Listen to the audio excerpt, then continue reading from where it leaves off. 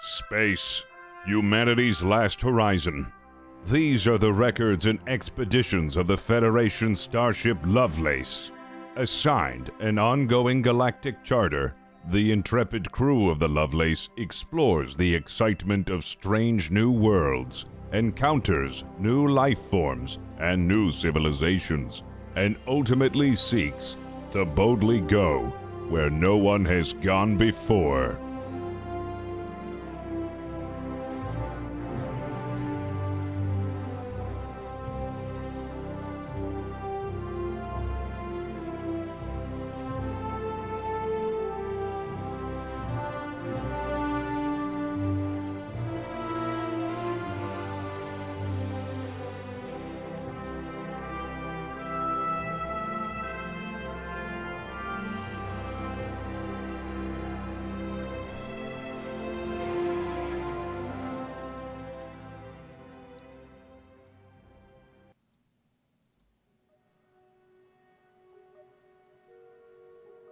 Hello, everyone, and welcome to Fable Scraps' show. Fable Scraps' show. Star Trek Adventures, Lovelace. My name is Nicotine. I'm the DM here. If you are listening to the show on podcasting apps such as Spotify or Stitcher, just know that we record this show live every Tuesday at 3 p.m. Pacific. That's 6 p.m. Eastern. We're going to go around and introduce the cast, but before we do, I'd like to remind you that the live audience here at twitch.tv/FableScraps has the ability to affect the show in meaningful ways through the clever deployment of funds in exchange for points. Points towards threat or points towards momentum. Threat is a point pool that I will use as the DM to introduce complications that the crew must overcome. Momentum is a pool of points that the crew may use to overcome threat, to re-roll, to gain information, etc. If you would like to support the show and help out the creative process here at Fable Scraps, consider deploying points. Without further ado, I'd like to get right into it today. We're going to go around and introduce everybody, starting with Fist of the Walrus. If Fist sounds good, can I get some ones in chat, please? Hello, and how's it going? My name is Fist. I play primarily roleplay games, open world survivals, roleplay streamer here on Twitch. Currently doing Ark right now. It's been a lot of fun. Viking season on Twitch RP. You can find me over at Twitch and Twitter at Fist of the Walrus, and also have a YouTube, which I rarely upload to. But signed for the show, and yep, looks like it sound good. Awesome. Thank you so much, Fist. Next up is Locke the Raven. If Locke sounds good, let's get some twos in chat. Hi, I'm Locke the Raven. I'm a variety streamer on Twitch. I do roleplay and other games, and you can also find me on Fridays on Fable Scraps' other show, Doomlore, a 40k story.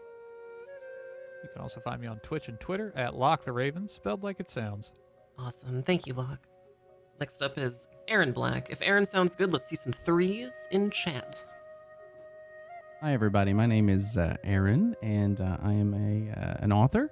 Recently put out a book, and I'm in the current process of writing more books, which I'm not trying to sound like it's a burden, but oh my God. But no, if you want to know anything about that, you can find me over on Twitter at Aaron B. Writes. Awesome. Thank you so much, Aaron. Next up is Anavan. If Anavan sounds good, let's see some fours in chat. Hello there, I'm Anavan. I'm a streamer here on Twitch. Typically, I stream roleplay/chill farming games, and I'd like to apologize for my camera today because I somehow messed it up before stream, and I have no idea how to fix it. Well, you look good to me, Anavan. Thank you so much. My name is Nicotine. If I sound okay, let's go ahead and get some fives in chat. We begin today, as we begin every episode of Star Trek Adventures Lovelace, with 3 points of fate. Sorry, 3 points of threat and 3 points of momentum. The crew of the U.S.S. Lovelace has escaped from a rather dire situation. Here we are. Ooh. The crew has escaped from a rather dire situation. The situation involved being locked inside of the holodeck. They found their way out only to be met with the sight of the computer having taken executive action towards what it deemed to be a spy. While the crew was locked in the holodeck, the computer had apparently taken it upon itself to lobotomize a supposed spy aboard the Lovelace. Fresh out of the holodeck, having changed back into their uniforms, the bridge crew has met on the bridge and are there now. Captain, what are you doing? Well, seeing as a member of the crew has been lobotomized by the robot, I'll definitely have had a report sent over to command, and we're looking to find the nearest dry dock so we can get the computer sorted out. Are you in your ready room at this point? At Preparing this point, that, if I preparing have, that statement. yes, I would be preparing that statement and getting that. Describe sent your over ready as soon room, as possible. just for those of us who may not know what your ready room looks like. Lockstead's ready room is very modest. He has a tea kettle in his room. He likes to make his own tea. He has a variety of tea up on the wall. Whenever he's feeling a certain way, he'll go for a particular type of tea. He also has a lovely rock garden and a couple of plants. He lets Ram come in occasionally, and they'll both talk about plants and talk about plant forms or what happens to be the new plant of the month, and excitedly talk about how each other's plants are going. Whenever the captain gets a gift for Ram, it's always a fake plant, but I'm sure Ram knows that. Definitely Ram knows that. Sounds very zen. All right, so you're preparing your statement. How's your statement go to Starfleet Command? You're preparing the statement. You haven't sent it quite yet. Run us through exactly what it says. So far, it says, we will be immediately returning to a dry dock for important maintenance. We have had a mishap on the Federation starship Lovelace. Details to be classified for the discretion of those reading. This is top security and should only be read by those with proper rank. Situation is handled stable thus far, and we will be amending the issue shortly upon arrival at the dry dock. Certainly. That sounds very reasonable. And so you're going to send this back to headquarters? Yes. Okay. Go ahead and make a roll for me. What will that be? Let's take a look at your sheet here. Captain.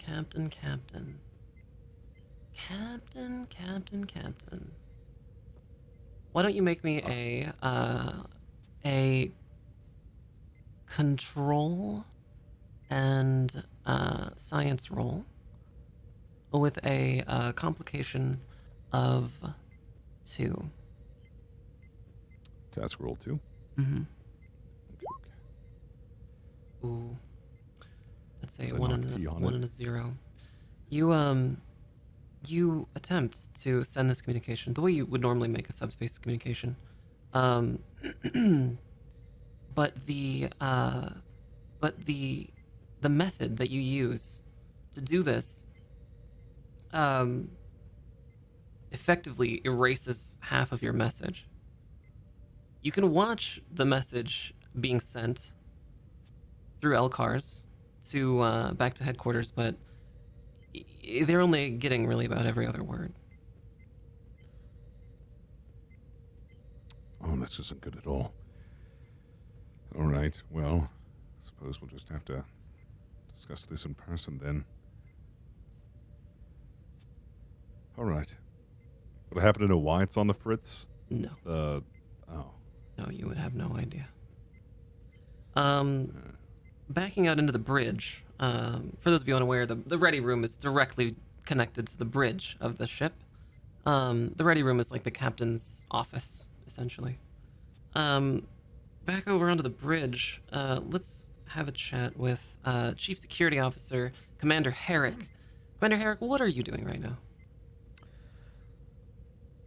Herrick is at his station, going over personnel reports and filling out or sending out orders for the various security teams that he has had begin doing regular patrols since the incident with the computer, in case anything else decides to get a little froggy. So you've sent security patrols through the ship? They're currently rotating, yes. And what are they tasked with looking for? Keeping an eye out for any anomalous activity. Or Related. say a med bay droid, if it's out of place or anything like that.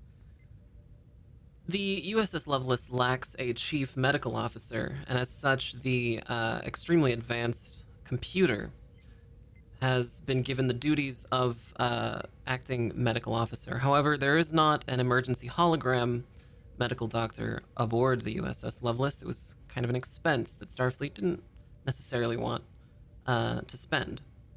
And thus, medical bots are deployed aboard this vessel.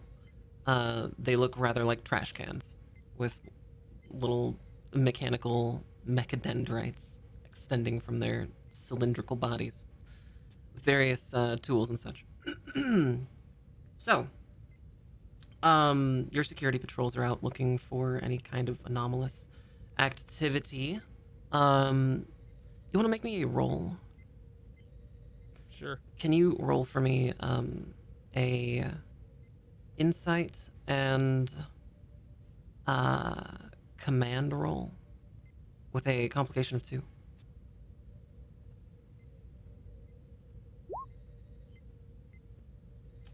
Okay, that's a full success. Your security crews report back to you with Commander. This is Commander Herrick. Security Team Bravo has come back clear. Acknowledged. All right, everything seems to be okay for now.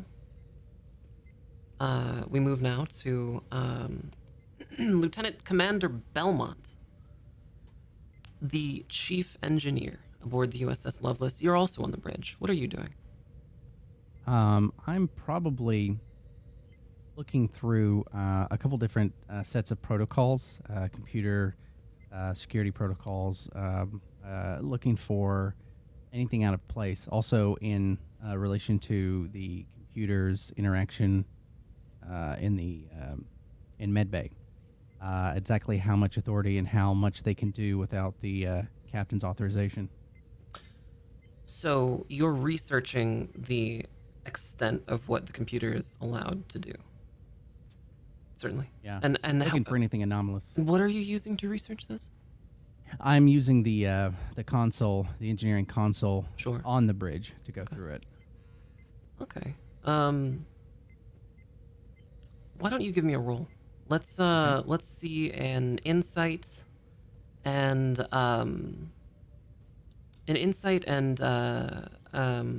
engineering roll with a complication of Okay. 2. Shit. Ooh, that's a very good success. As you're looking through this data, which is a rather lot of data, you're looking through this data, and you're if you were tired or sleepy or just a little bit off, you may not have caught the fact that that there appears to be a chunk of this code that should be there, but you cannot find. There is no outward explanation for this. There is no warning that this has taken place. There's not even a record of any change. But you know for a fact that there's a chunk of code missing from where it should be when you delve deep into this the computer's I suppose a remote link to the computer's mainframe. All right. Next up, last but not least, the artificial crewman of the U.S.S. Lovelace, Lieutenant Ram, the helmsman. Lieutenant Ram possesses the ability to communicate directly with the ship and the ship's computer through a port on the back of your neck. Lieutenant Ram, what are you doing on the bridge just now? Ram would be at his station, most likely plugged into the computer, not really fully understanding that there might be something wrong with the computer, as everyone else is thinking, and making sure that the course that they're on is the safest course possible. Absolutely. So you've plotted a course to the nearest starbase? Yes. Sure. At your current speed, you're currently at warp 7.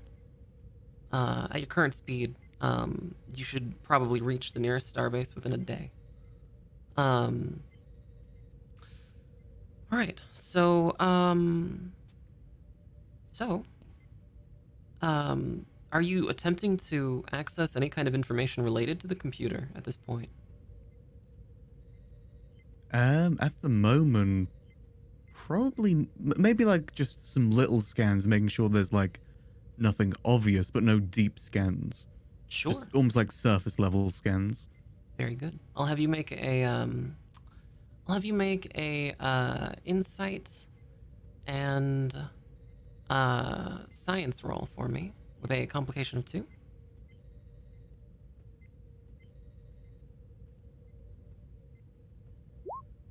Ooh. Okay, partial success.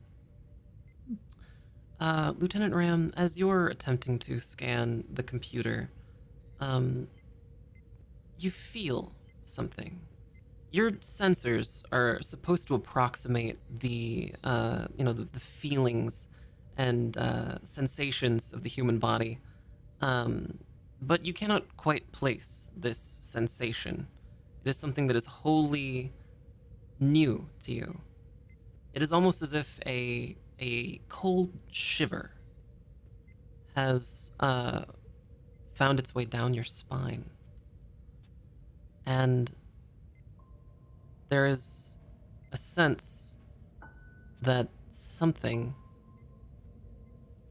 has taken place. You do not know what. You cannot quite place it. It would be akin to a human being coming home, leaving their jacket on a sofa, alone, coming back out and seeing that their jacket is gone. Something is different. Something is here.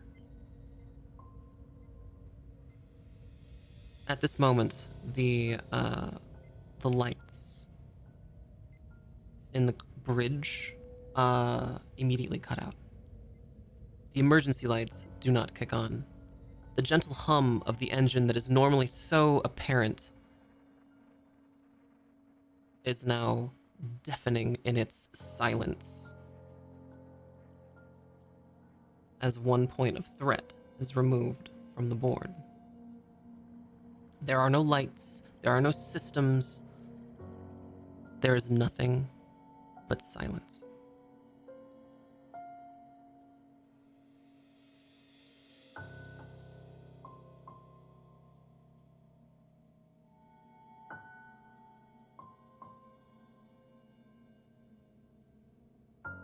Captain?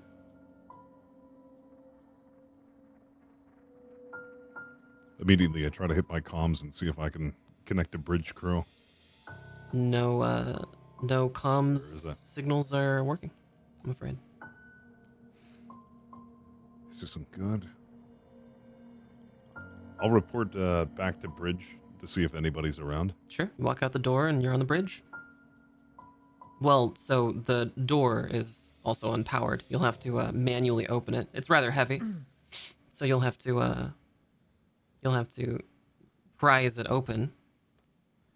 All right. I think I'm a big, strong boy. I think I can do this. Sure. You are quite strong. You get the door about halfway open, and you're struggling to get through. Herrick will,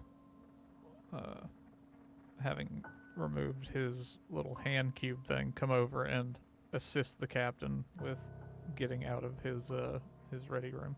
Certainly. I almost had it, Herrick. I almost had it. Now Well, they is make- not the time for bravado, Captain.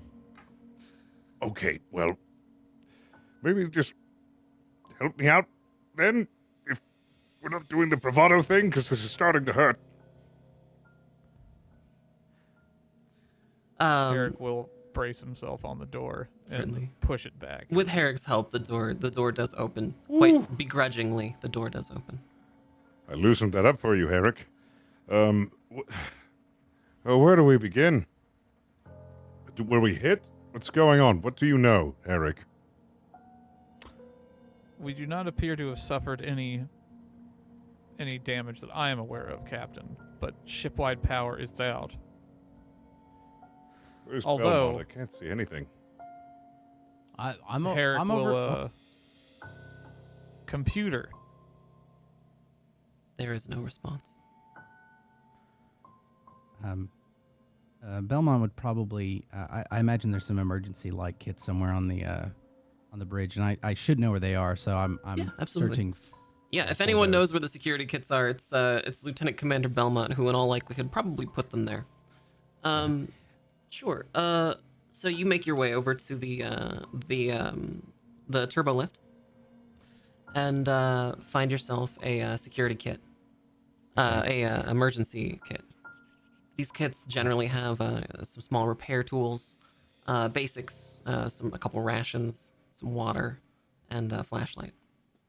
Okay, so I would probably turn it's probably the hand mounted light. I'd probably turn that on, and then sort of scan the bridge and be like, Captain, I'm over here. Hold on, and then I'm going to probably just pick up the kit and just carry it with me. I'm going to walk over to him. I have no idea what's going on. I have no clue. I was scanning some files, saw some stuff, little iffy. Don't know if it's related to this, but we should probably try and make our way down to engineering. Agreed. Yeah, I'm at a complete loss as well. Though I did notice when I was sending a file over that it wasn't going through all the way. It was coming in bits and pieces. Did you notice anything strange, Herrick? No, sir. My security teams reported in so far that everything was normal. I'm gonna put my light over at Ram. Ram, are you okay? I don't really know how to describe it. Did something happen? Well, I was just doing a little bit of a scan on the computer, and nothing too like major, just like a on the surface scan, and I don't really know what happened. What do you mean? Did you accidentally do something and cause this, or was there something you detected before this happened? I think maybe both. Oh, Maybe elaborate? Was this the computer? I'm not sure. Should I do another scan? you're still connected? Can you feel the Yes. computer? Would Ram feel the computer? You are connected. You can access a couple of things that don't require power, more than the power you have on aboard your own body, you'd be able to access like ship schematics, the very basics of things that you could power yourself. Go ahead and make a roll for me. Make an insight and make a control and con roll. This will be a con roll since you're connected. Complication of 2? Complication 2. Ooh. Would you want to spend a momentum point and re-roll that? Yeah, I think it might be worth it. Sure. We'll reduce the total momentum count down to 2. Go ahead. Reroll. Full success. As your mind reaches out into this black void to ascertain what's happening, you don't feel a sense of panic. You weren't programmed to panic, but you do feel a sense of self-preservation, one that you recognize as dread. The only things available to you here in this void are the ship's schematics and the systems that are currently online. All of the systems currently are offline, including life support. By your calculations, the human crew, has about 20 minutes left. Captain, it appears that all systems are malfunctioning at the moment, including life support. Let's fix that immediately. It should be top Yes. priority. By my calculations, you have maybe 20 or so minutes left of oxygen. Very well, then we should head over to engineering immediately so we can fix that issue. Yeah, we'll have to go through the Jeffries tubes, down a couple ladders, and I can show you. The universe has conspired against the crew of the U.S.S. Lovelace with an extra point of threat. Lieutenant Ram, you understand inherently through your connection to the ship's computer that this issue is not one that can be fixed in engineering. That this issue is one that resulted from damage to the ship's deflector shield outside the ship. I don't believe tubes are the solution to this one. As much as Gregory would probably want it. I believe it's something to do with the deflector shields. Something external, not internal. The shields. Okay.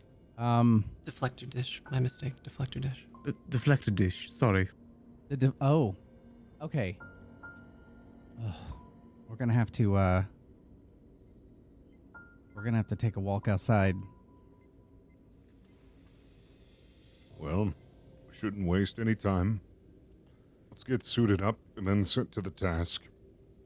We want to bring anybody else along with us. You think that's anybody you can think of, Belmont, who might be able to assist in this? Belmont, you know for your part that that you've personally made repairs to deflector dishes many times. You have all the expertise you could possibly need for this.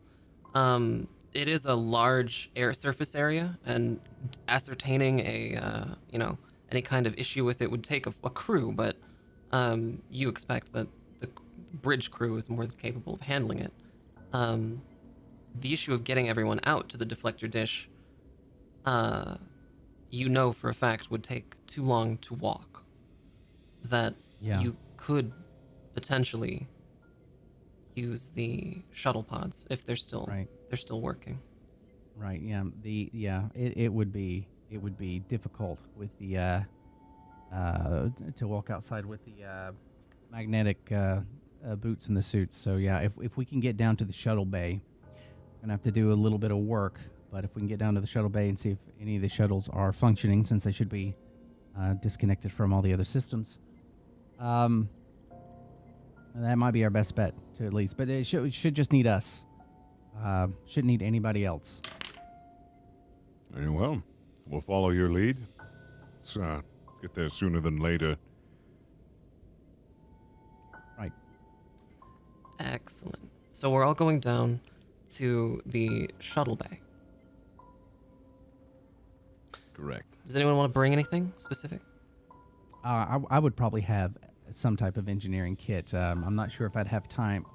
I don't even know. I mean, considering the amount of time we have, I doubt I could route anywhere. So whatever I have in the kit is probably all I would have.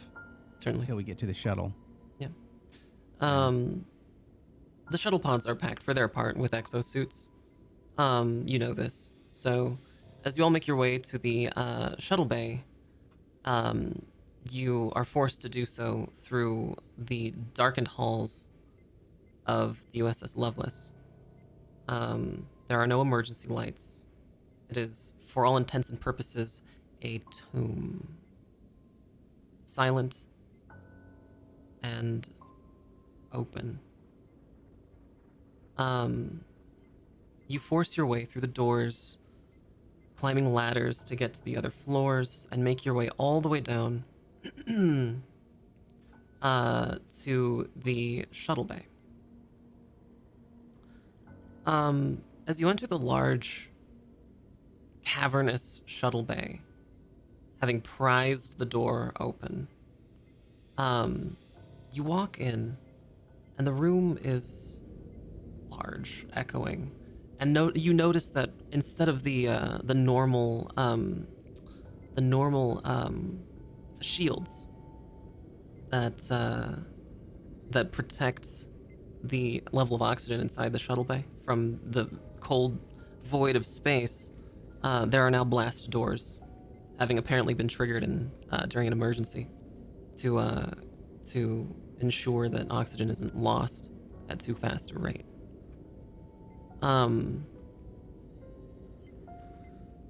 There are 2 shuttle pods available for you. I'd probably point the light at the closest one and start walking towards it.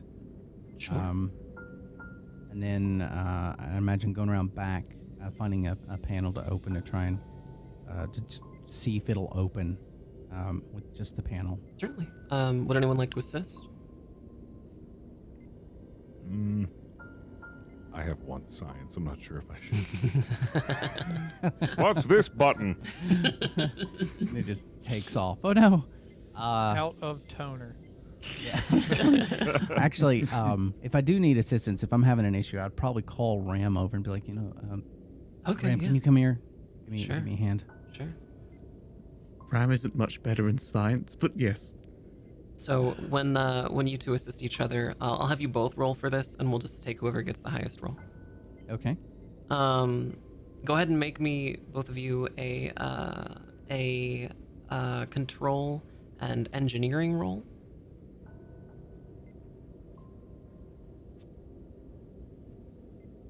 Complication of 2. That's right. Complication of 2. Sorry. Oh. Oh, both full successes. You both see immediately that there is an emergency release. There is an old style hydraulics release lever for this blast door that's only intended to be used during emergencies, but it will open. Okay. Ooh. Okay, so Ram. Yes. Are you able to?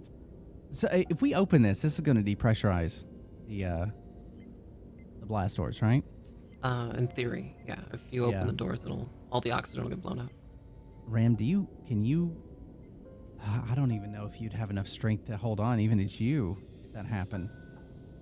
I'm not 100% sure how we can open this without causing one of us to get sucked out. I'm saying this to everybody. I'm not sure if I can defeat the vacuum of space. No, I'm pretty sure. Oh goodness. I'm not quite sure what to do here.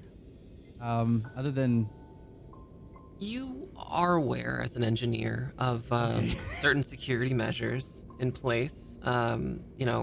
People being blown out into the vacuum of space is something that unfortunately has occurred in Starfleet history before, and thus there are emergency tethers for spacewalks. These are located in the shuttle bay for any kind of spacewalk that needs to be done. You are aware of an emergency tether. Wouldn't the exosuit's magnetic boots be able to aid with that? I'm not sure. I mean, the insane amount of force of sudden depressurization, depending on how fast the doors open. But if there is a tether nearby, as long as it's like full body tethering the person next to it, then hypothetically, if they're in a suit, I guess they could open it. So we can try it. Is that possible? I'm not sure if there's a... Yeah, certainly. Okay. Magnetic boots or a tether, either one could work. Okay. So in theory, I'm gonna suggest that to the captain. Say one of us is gonna have to manually open the door in a suit, Captain. Well, I've got a sturdy disposition. I can do it. Or... Probably shouldn't be the captain. What, you don't have any faith in me? It's not faith. It's just precautions. I would volunteer, but I'm going to be needed at the dish. Well, then really the strongest here, if we think about it, would be Ram. Would you be all right with that, Ram? I can give it a shot, if you think it's the right decision, Captain. I think it would be the best in this situation. Okay, well then we're all going to need to go ahead and get into the shuttle, and then as soon as the there is a the shuttle should have a force field, right? That we could hypothetically open the door so Ram could come through it. Is that possible? I don't even know if that's in there. I think it would be ill-advised to open a door in the vacuum of space on the shuttle. Sight to sight him. If site-to-site transport works, you could site-to-site him. I don't think there's a transporter aboard the shuttle. You'd have to rely on the computer to site-to-site transport Ram. He could hang on to the side and assist us from the outside. I mean, hypothetically, you can just magnetic your boots to the side of the ship, and we can head out that way. I mean, you'd already be ready to go.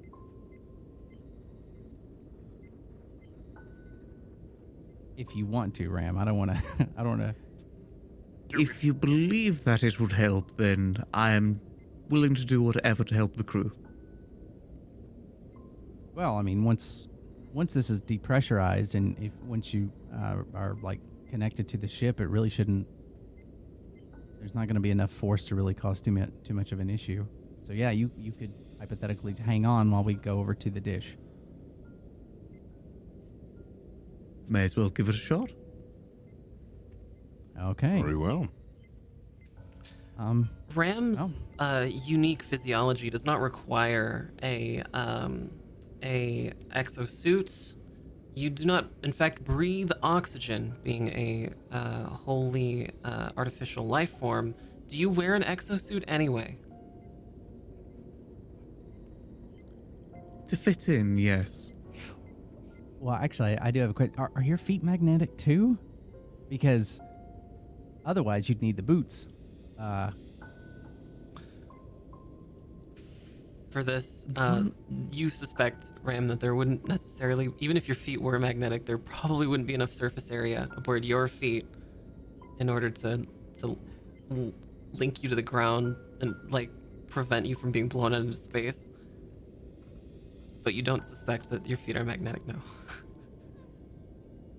No, my feet aren't magnetic. Yeah, Right. Not that it's your business. Oh, I'm sorry. You know what? That was incredibly insensitive Oh, of Ram's me. a I'm little very bitchy. sorry. Mine aren't either. Just so we're on the same footing. If you Is go, that a joke about this situation? yes. However, having magnetic boots on once we're over at the dish will be necessary. Do I know how many suits are inside of the shuttle itself? Because I The assume we're going to need all of them so we can get in and out. Yeah, shuttle capacity is normally 5 or 6. You suspect that there's at least 5 or 6 exosuits in there. Enough for your party and probably plus 1 or 2 guests. Okay, so I'm going to go ahead and open up the back of the shuttle, and I'm going to start just checking the gear to make sure that it should be what it is before we set off. So I'm doing that. You go to reach for the latch on the shuttle, and it opens. Inside there is a very normal shuttle experience. The lights come on, the chairs automatically rotate, and you're greeted to the inside of a extremely advanced Winnebago. That's fantastic. Okay, we're good to go, Captain. Excellent. Proceed. You count 6 exosuits. All right, so we'll need to get in, and then Ram, as soon as we are closed up here, and you're ready, whenever. All right. Oh, shit, who's flying? Captain, who would you like to fly? Well, actually, I'm not too well versed in flying. Herrick, how are you at flying?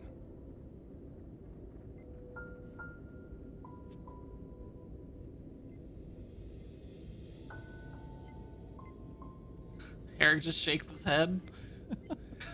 Really? Huh. Well, I mean, I suppose I can give it a shot. It has been a little bit, but I don't think I'm that rusty. Well, what It's pretty simple. What would the attributes and disciplines be? For flying is control and con. Oh, hell yeah, we can do that. All right. Okay. Okay, so,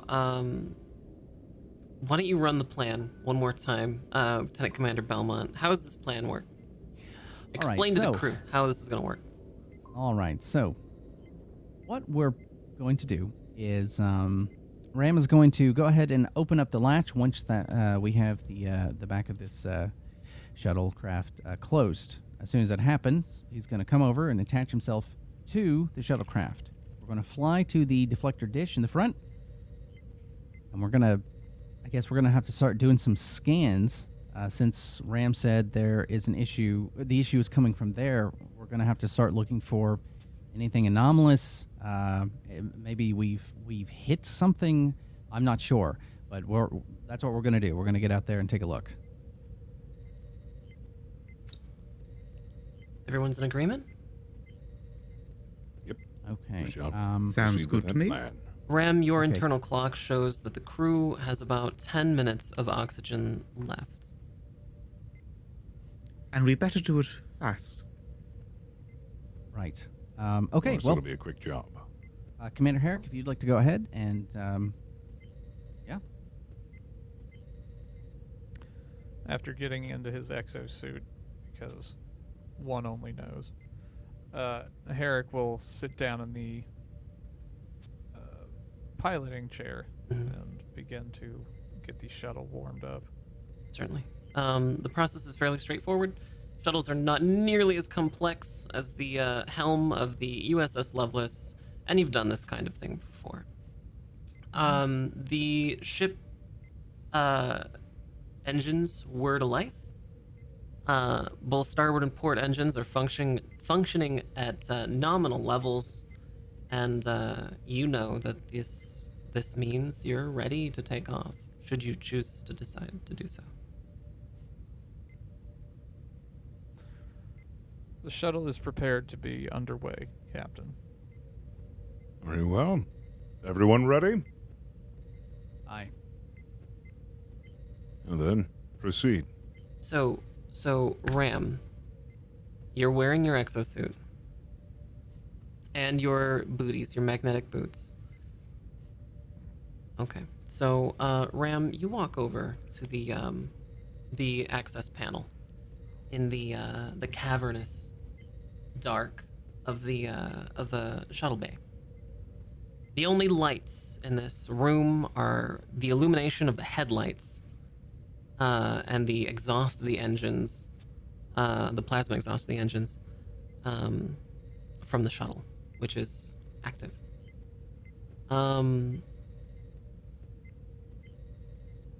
Go ahead and make me a roll, if you please. This will be a control and engineering roll with a complication of 1.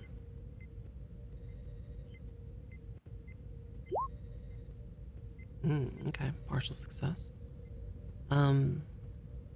As you go to pull this emergency release lever, you go to pull the emergency release and it hitches a little bit. It gets stuck. This is a function that is not normal for this piece of equipment. It's not used to this. There was never a need. You know, the only times the hydraulic blast doors are closed is when the ship is in battle, which it was never supposed to do, or when there's an emergency like this. And the ship hasn't seen an emergency quite this bad in a long time. The lever hitches, and as you're pulling and pulling and pulling, finally, with the immense amount of robotic strength that your body possesses, you manage to loosen the hydraulics enough. And the blast doors begin to open. There is no klaxon. There is no change in lighting. It is wholly different from the experience you, Ram, are used to. You have the impression that you are receiving no help. This is odd to you, as the computer usually has your back. The air is being blown out into space at a rate that is so fast, any human crewmate would have been sucked out immediately. But you, Lieutenant Ram, with your mag boots engaged and your rather extensive weight, due to your unique artificial physiology, have remained steadfast for the moment. What are your next actions?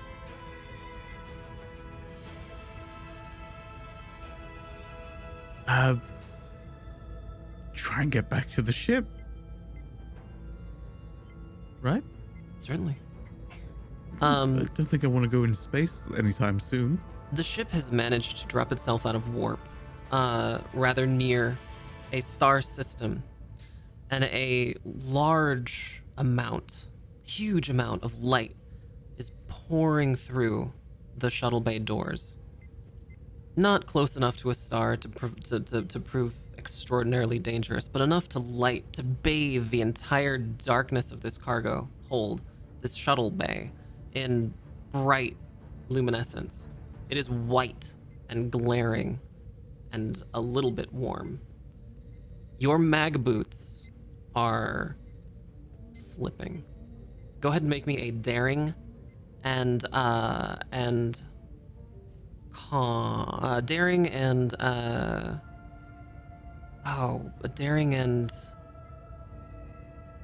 say daring and engineering roll with a complication of 2.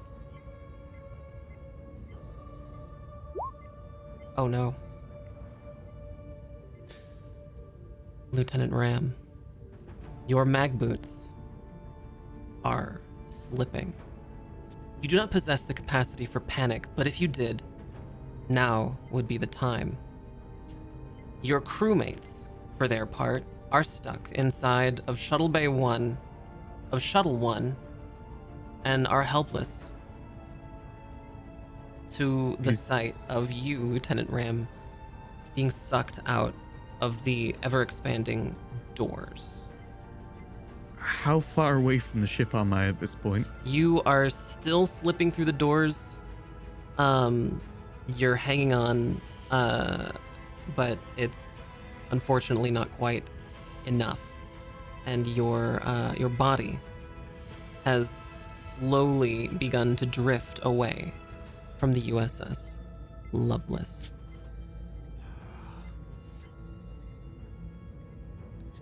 Is there nothing I can try and grab out to? No. You are free floating in space. Do we see him out the Yes. I imagine Herrick had gotten... Okay. Absolutely. You guys are watching in horror as this is happening. Right. I'm probably doing, from Two of Ram's them point are of view, watching it's just in us horror. going, Immediately, I would be to Herrick. We need to intercept Ram immediately. We first need to put Lieutenant Commander Belmont where he is needed. We will be able to recover Lieutenant Ram in due time. In due time, he's floating in the vacuum of space. We need to intercept him. Captain, the rest of the crew will suffocate in several minutes. Lieutenant Ram, while in an unfortunate position, will live long enough for us to retrieve him. I have to agree with Commander Herrick. He'll be fine, and for us to maneuver close enough for him to attach, I don't know how much time that'll take. Just Ram watching us not get him like, man, fuck you guys. I see what it is. I see how it is. So, for your part, Lieutenant Ram, you, calm as you are, have noticed that the doors of the shuttle bay are all the way open at this point, but your mechanical eyesight is able to detect the doors are beginning to close. Slowly, Captain? as a point of threat is reduced from the board. Okay. Have we started moving through the doors yet? Have we, Commander Herrick? Yes. All right. Go ahead and make me a roll. It'll be a control and con roll. A daring and con roll. Oh, with a complication of 2.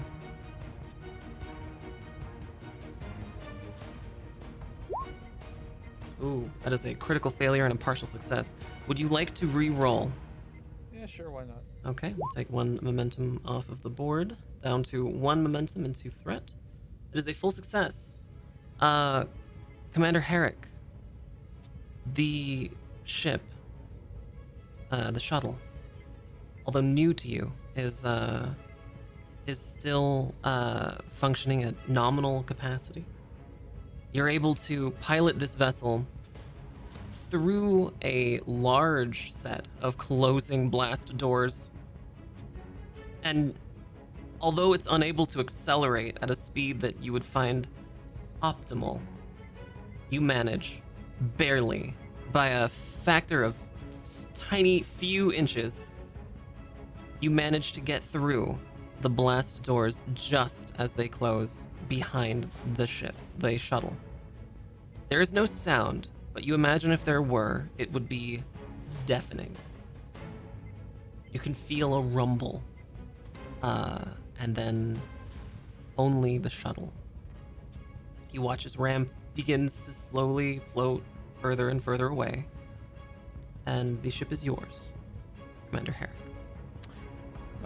Herrick would immediately put a sensor. Well, Ram can be picked up by sensor sweep at any point. Herrick will immediately take the shuttle to where Belmont needs to be in order to begin that work. The deflector dish. Yeah. On the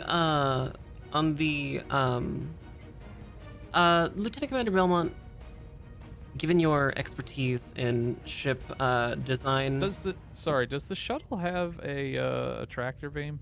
the shuttle does not have a tractor beam aboard it. Sorry, dude. It's fine. No! Actually, you know what? Make a roll for me. See if the shuttle does have a tractor beam. I like that.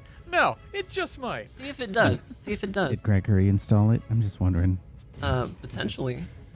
See if it does. That'll be an insight and engineering roll. Oh shit. Well, you're yeah. Good luck, buddy. Hey Belmont, why don't you do that? Yeah.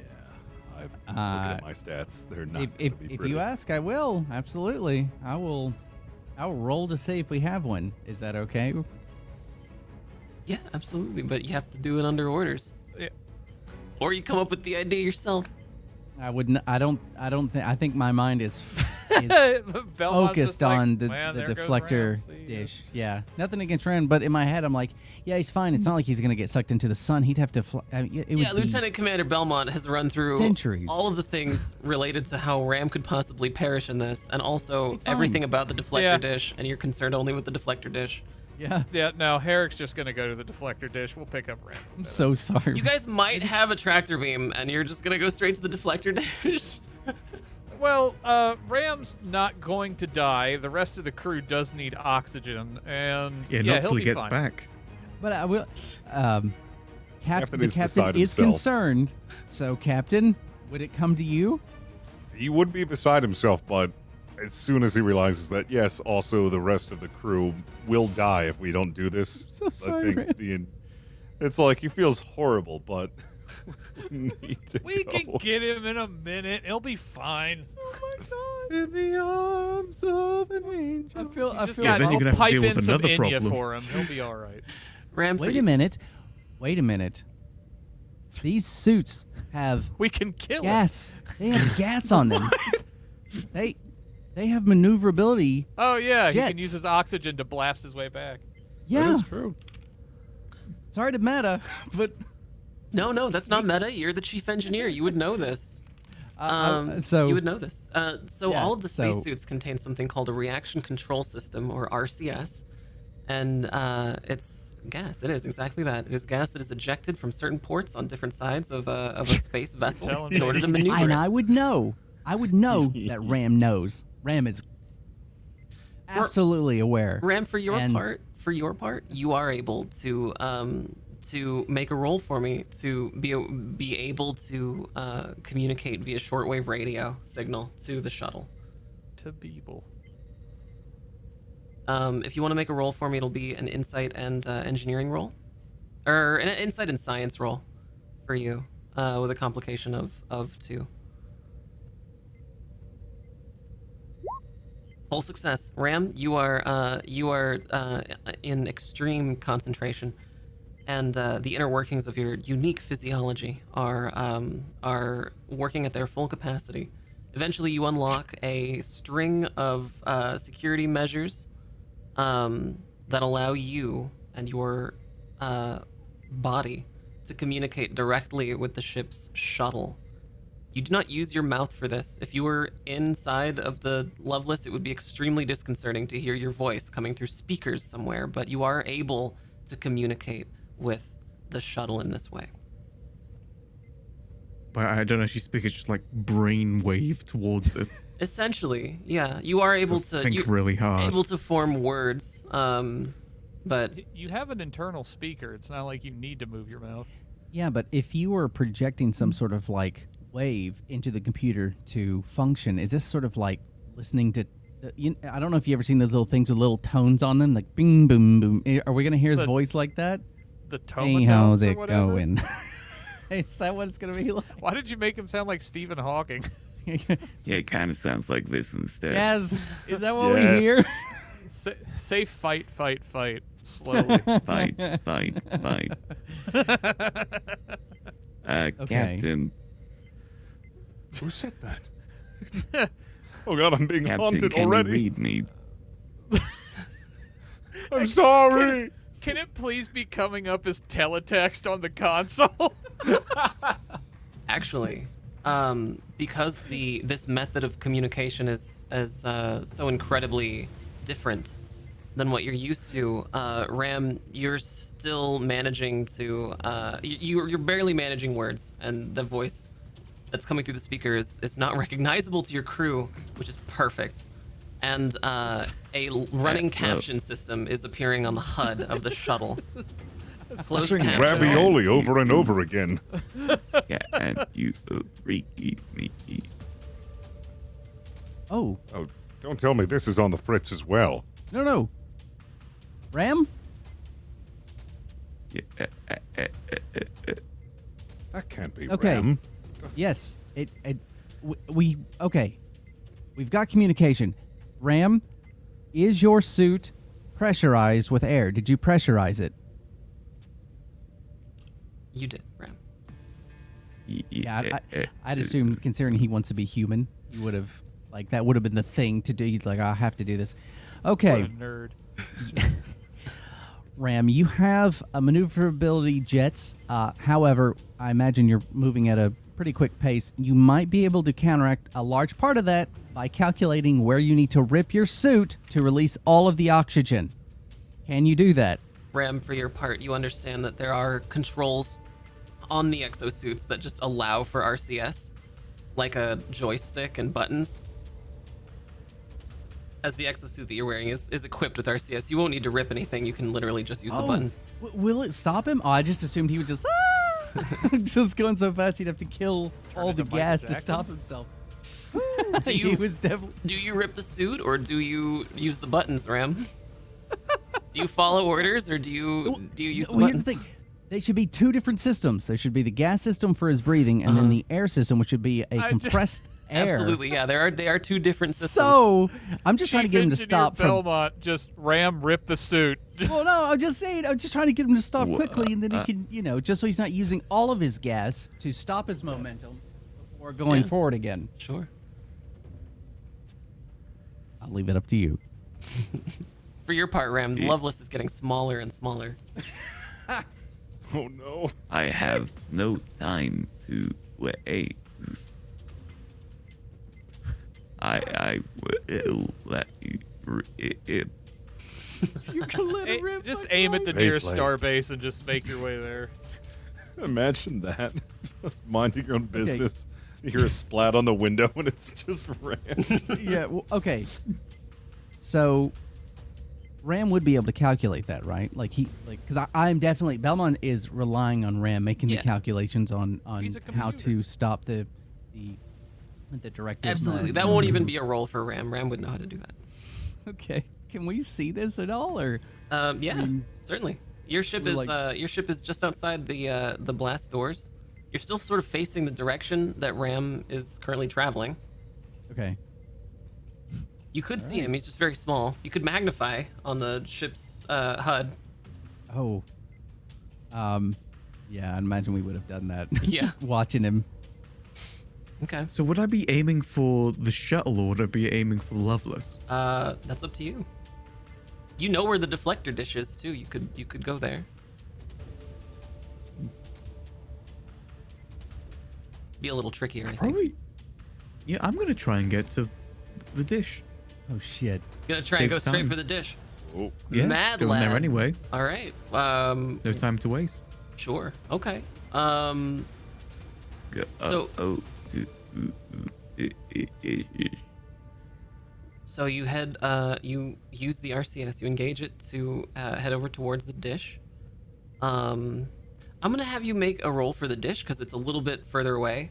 It'll be a control and con roll, but it's only a complication of 1. Oh boy, you better do it. You're essentially piloting this, and you are a very capable pilot. Full success. Okay. Yeah. You your RCS. Sorry, you're not using the RCS. You ripped the suit. Yeah. Okay. You ripped. Yeah. You ripped Went the for the suit. rip. Yeah, you let it rip. So you do. Your gloved hand finds purchase on the suit in the exact place that it needed to, accounting for your current spin and rotation. You manage to tear your suit in exactly the right spot along your torso to push your mechanical body through the vacuum of space back towards the Lovelace and in the direction of the deflector dish. And as an added bonus, you do plug the hole with your hand and you preserve your momentum. You're on your way there. Even though I was sure Ram could do this, Belmont is stupidly impressed. Just to see, if he was tumbling and then, and then just start going through the like. Be like that meme of that kid tumbling through space Yeah. or whatever. So Lieutenant Ram's already on course to get to the gonna beat you to the deflector dish. Oh shit! All right. I think we're good to go. Well, for the record, Herrick never stopped going towards the deflector dish. Did he just start like? So while we're Yeah, having no. this conversation, Yeah, the whole time that conversation was happening of should we save him, he's just been going. it would have been like a minute maybe of a conversation back and forth once we. Yeah. Okay. Sure. All the Yeah. while, Herrick's like, oh my god. No, he's not. He's like, Commander Herrick, your extensive understanding of security procedure aboard the U.S.S. Lovelace. I won't make you roll for this. This is something that you would know piloting this vessel that maybe only you would know. But given your extensive encyclopedic knowledge of security procedure aboard the Lovelace, you understand that there is a speed limit automatically enforced upon shuttles that are within a certain distance from the U.S.S. Lovelace. All shuttlecraft are required to obey a top speed of no more than 25 meters per second within, about a kilometer of the main hull of the ship. This is to prevent vessels from crashing into the shields. But we have no shields, do we? you don't have shields. Yeah. However, you know that even if there were no shields, this automatic security measure would be put in place aboard any shuttle that comes anywhere near another, a capital ship for the Federation. However, the reason this pops into your mind, Commander Herrick, is that the ship is currently traveling at a speed of 30 meters per second.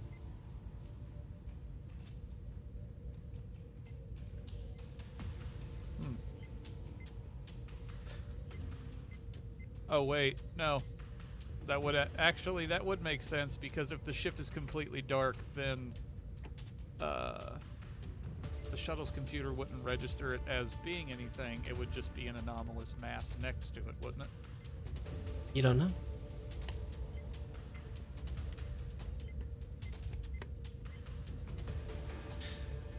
So you Commander Herrick, you are piloting the ship towards the deflector dish, yeah? Herrick, for the moment, will just keep that little bit of information to himself, as it's not presenting any outright danger, and there's really time is of the essence. So yes, he will continue piloting towards the deflector dish. Certainly. All right. You make your way in the shuttle with your crew towards the ship's main deflector dish. It is Lieutenant Commander Belmont. What is the front of the ship called? Not the aft, yeah? Oh God. The front of the ship? The aft is The bow. back. I the mean, bow, right? The bow. Yeah, Okay. the bow. But So I was thinking of like the forecastle and everything else. So But yes. you know Commander Herrick and Lieutenant Commander Belmont. Actually, all of you understand that the ship's main deflector dish is at the bow of the ship, directly below the saucer section, and you're currently headed there.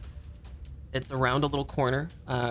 You're all watching Ram expertly kind of spin around to get behind the ship to get to the deflector dish, and Wally like Wally, yeah, like Wally, Wally style. Look at him go.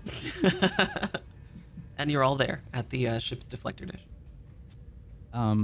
As soon as we get to the deflector, probably even before we stop, I probably would have started scans. Other than just trying to look for anything noticeable. Do we see anything noticeable upon coming around? The only thing of note is that there appears to be no power on any system, which is Okay. expected. Since it's some sort of system issue, I'd be scanning for breaches. I'd be scanning for irregular power signatures that shouldn't be there. Certainly. Radiation. So I'd be running the gamut. Certainly. You have you suited up yet? You've all suited up into your exosuits? Yeah. As soon as we were on board, Okay. we suited up. Sure. So you're all suited up in your exosuits. You see Lieutenant Ram begin to touch down with the magnetic boots on the ground of the surface of the deflector dish. It is a large concave, like a giant contact lens, just a concave structure. It'd be weird to find footing without magnetic boots. be like kind of slippery and strange. But you find footing here at the deflector dish. This is a part of the ship that is designed to prevent the ship from crashing into small asteroids. It's also where the ship redirects power to shields. The deflector dish is used for many different parts of the main function of this vessel, and for your part, Lieutenant Ram, you find yourself here as the shuttle appears almost directly above you. Lieutenant Commander Belmont, you want to make some scans? Yes. Okay. You want to scan the with the shuttle's equipment. You'll go ahead and scan the surface of this deflector dish, kind of in a routine way, very superficial routine way. That'll be an engineering and insight roll. Okay. Complication. Complication of 2. 2. Complication of 1. Whoops. Okay, well that's fine. Full success. It went too fast. Full success? No, you were perfect. Full success. So your scans report that there is nothing out of the ordinary, but you know that there is an emergency. There's an emergency reset lever.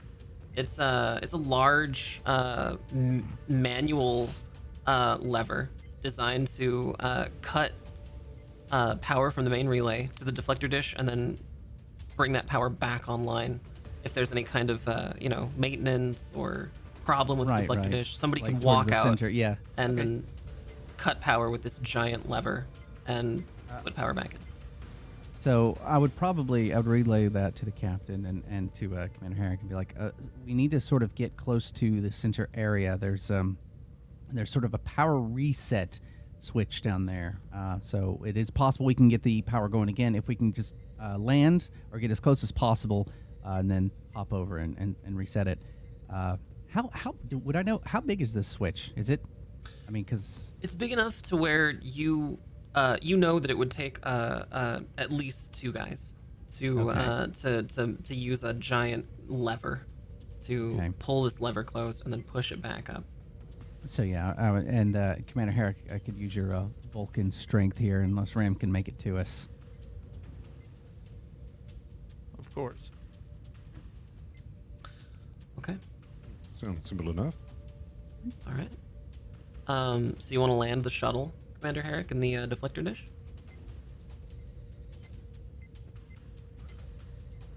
If that would be the safest area to land it, then Herrick would bring it down there. Certainly. Probably the safest place to land it would be just outside of this crater of a deflector dish, because it's a little bit more flat. So you'd want to land it just outside on the edge of the deflector dish. Yeah, he wouldn't put it down in the deflector dish, not at all. Okay. So you do, and I won't even make you roll for it. You make a perfect landing. You engage the magnetic docking procedure, and the ship is magnetically locked to the ship's hull. You're good to go. Ready, Captain? Well, ready as I'll ever be. Was I going, or do you still want Herrick? Ooh, the problem is that we're not going to be able to communicate. So, since we can't effectively rely, I don't want to overstep my authority here. If we need assistance, or I need to ask you for things. So yeah, definitely could use you coming along. Absolutely, yes. It's been a while since I've done a spacewalk outside. Yeah, me too. Should be I fine. didn't really do well with these at the academy. Really? Well, you look up and it's nothing. So but I'm sure it's fine. Good to impart that fear onto the captain before you guys. It is known to you, Lieutenant Commander Belmont, that this feeling would be something very similar to vertigo. The opposite of vertigo, where when in traditional vertigo, right, you would look down or being afraid of heights, you would look down and be consumed by the thought that the ground is so far down below you. But in a spacewalk, or in any kind of diving situation, you look up and there is no end to safety Right, and the worst part, Captain, is right when you step off of the back, and I'm sure you know this, but as soon as you Herrick's step going off to of the put back, his hand on Belmont's shoulder. and start pushing. Perhaps your time would be better spent making sure your equipment is secure, Lieutenant Commander. I'm not Right. sure. Herrick, did you want to do the spacewalk? How much time is left? About 2 minutes. I would Herrick's start, already like suited up and ready to go. yeah, He's- I would start walking, but that's just it. I'd be like, as soon as you step off the back, the gravity drive, and then suddenly you get that stomach fit, and I am going with it, but I'm definitely like babbling from fear. Just and here we go. now You guys are all suited up. Now I just sounds imagine Belmont, terrible. like the Yeah, door I believe opens we're and then all- his helmet just fills with vomit. You guys are all suited up. Yeah. To make the spacewalk. The shuttle doors open. The air inside of the cabin, what little is left, is sucked out. You feel a slight push on your back, but your magnetic boots are engaged. And you're greeted to being bathed in this light from this nearby star. The surface of the hull of the Lovelace, as cold and unseemly as it may be in its darkened state, is shining, glimmering, and you recognize the beauty of this as the Lovelace slowly rotates. The sun changes angles, and you manage to walk out of the shuttle bay, the shuttle pod. All of you are on radio communications with each other. Ram, now that everyone's in their suits, they can hear you as normal. So it's up to you, crew. Where's Ram? How far ahead? Since he got to the dish before us. Ram is down the side of the deflector dish, but is sort of in between you and the center of the dish, where you know that the power relay is situated. Okay, so I'm not quite sure what to expect down there, but I'm going to ask the captain. Say, Captain, can we have Ram go ahead of us? I'm not sure if he's going to be able to do what's needed by himself. He is strong, but maybe he can get there before us, since time is an issue. Yes, absolutely. Yes, let's see if he can get there first, and then, he knows. Does he know what to do? I'm not sure. And Ram can't hear us now? Yeah, Ram can hear you. Okay. Ram, do you know about the big switch? Ram would have an intimate knowledge of every part of this vessel. Okay. Erotic. Yes, I've looked over the schematics quite a few times, Right. Oh. Well, if you could, that's where we're heading, and we're gonna, be walking that way. But since time's an issue, do you think you can try and get there before us, and we'll reset the power? I can give it a shot. Sure. Excellent.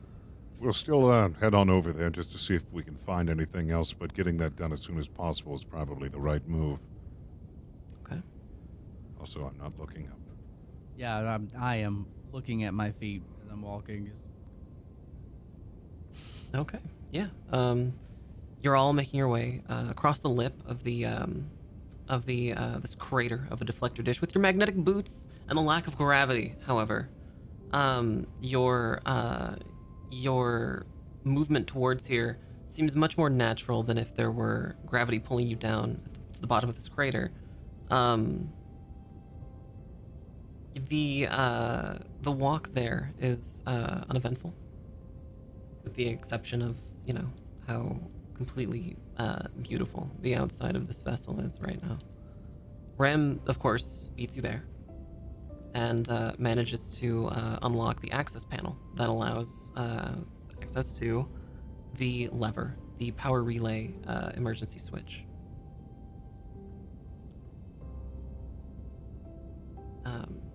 You guys eventually meet Ram there at this access panel. Okay.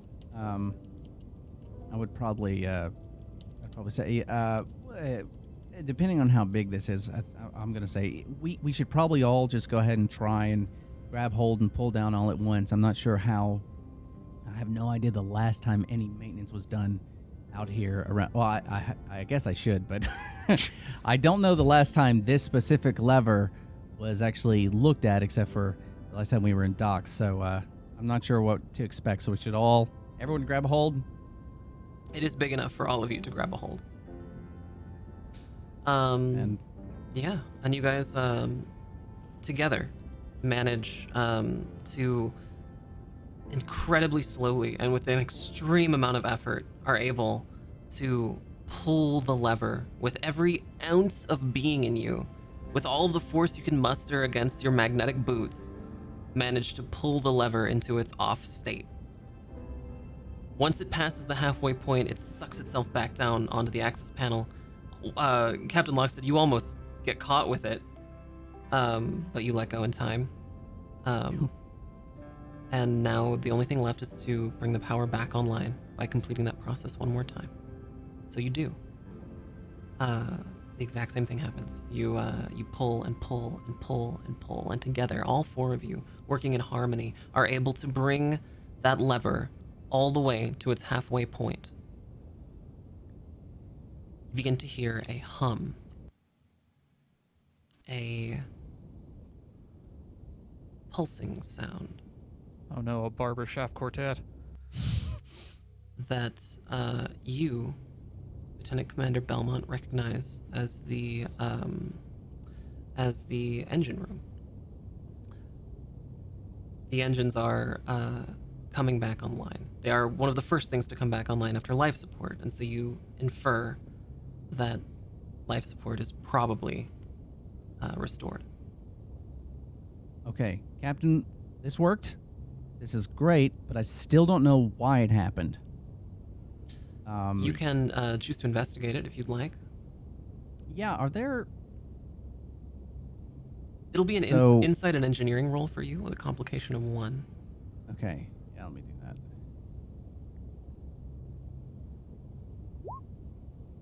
Oh, wow. That is an extreme success. All right. So, everyone else is sort of personally relishing in this minor victory of restoring power to the deflector dish, but you, Lieutenant Commander Belmont, are focused on a problem. The problem being, why did this happen in the first place? Your engineering mind is whirring in a way that your fellow crewmen might not have immediately realized. And given your expertise and your years of knowledge, accumulated knowledge, you understand that there should be a level of wear and tear on something like this that indicates that it was, replaced or at least used the last couple times you were at space dock, indicating that there should be some minor, wear and tear to this system, this relay. However, you notice that there is actually wear and tear, but it is not in the exact place that you would kind of expect wear and tear to appear. There are a couple of markings here that would normally not stick out in any way, but they stick out to you. It's almost as if somebody or something had attempted to use this very same mechanism without fully operating by procedure, as if someone were doing it wrong. Okay. You don't know if it's related, you don't know if there's any connection, but it does stick out in the back of your mind that there is something off about So this lever. Is it like is it like metal and paint, like denting, or is it Some scratches or dents. that should okay. Wear and yeah, so- tear that, it could be from a small asteroid, it could be from Size normal. of a cat.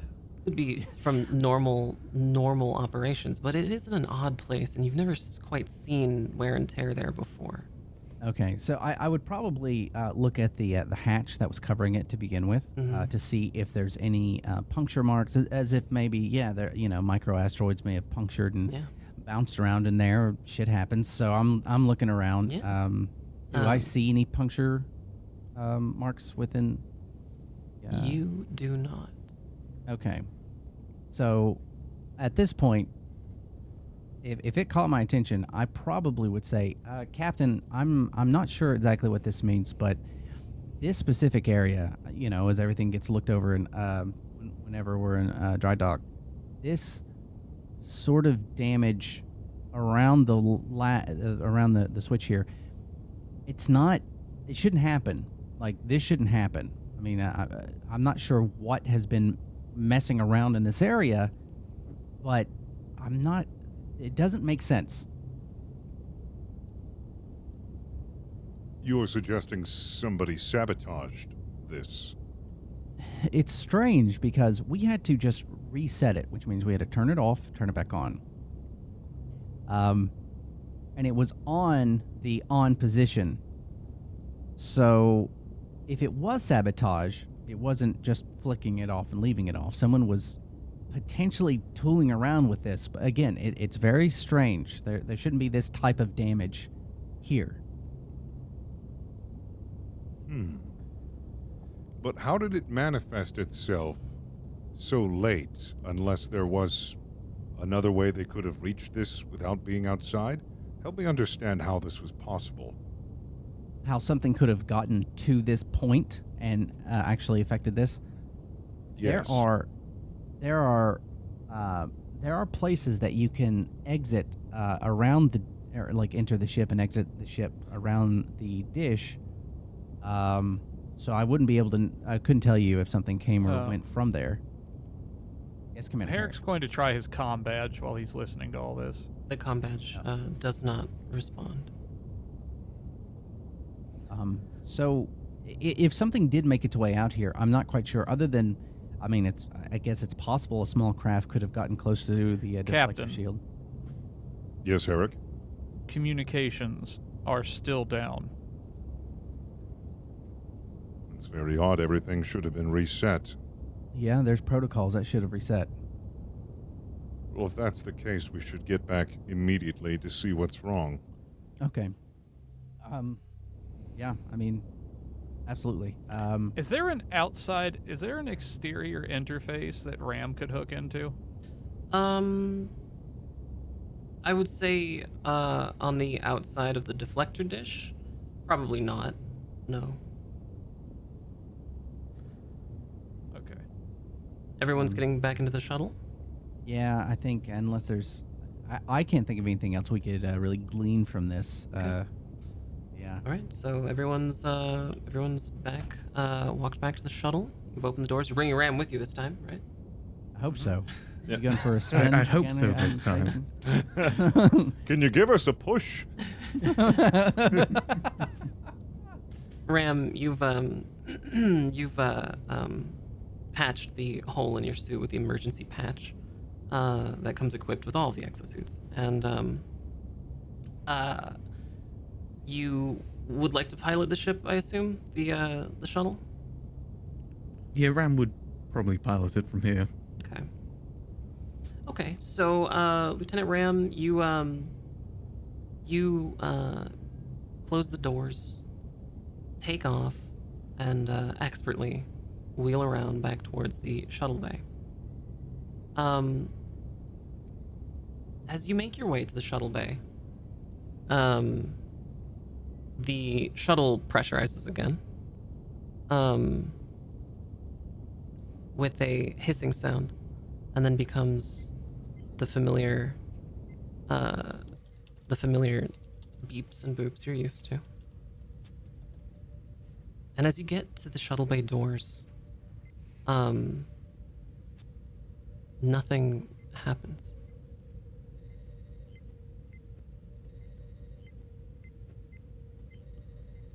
Are you plugged directly into the shuttle? Not at the moment, no. but I probably would plug in after they don't open. Okay. Yeah. So you plug your back of your interface on the back of your head into the ship's helm, giving you access to all of the ship's core functions, all of the communications. Basically, every function of the ship becomes an extension of your own body, and you begin to hear the ship's main computer as the rest of the crew begin to hear this music. Hello, Ram. I'm detecting increased levels of cortisol aboard this vessel. Deploying anti-stress measures. Computer? That appears to be an issue with the doors, the shuttle bay doors. I am not detecting any issue with the shuttle bay doors. Well, we're struggling to open them right now, as in, like, they're not opening at all. Do you think you could open shuttle bay doors? I'm afraid I can't do that, Ram. And what do you mean? Can't do that?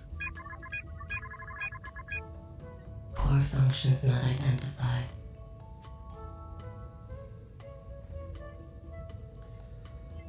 Captain. I'm sorry, Ram. I'm not sure if I understand, computer. Are you saying that you can't open it or you won't open it? Query not found. Have a nice day. Computer? Computer?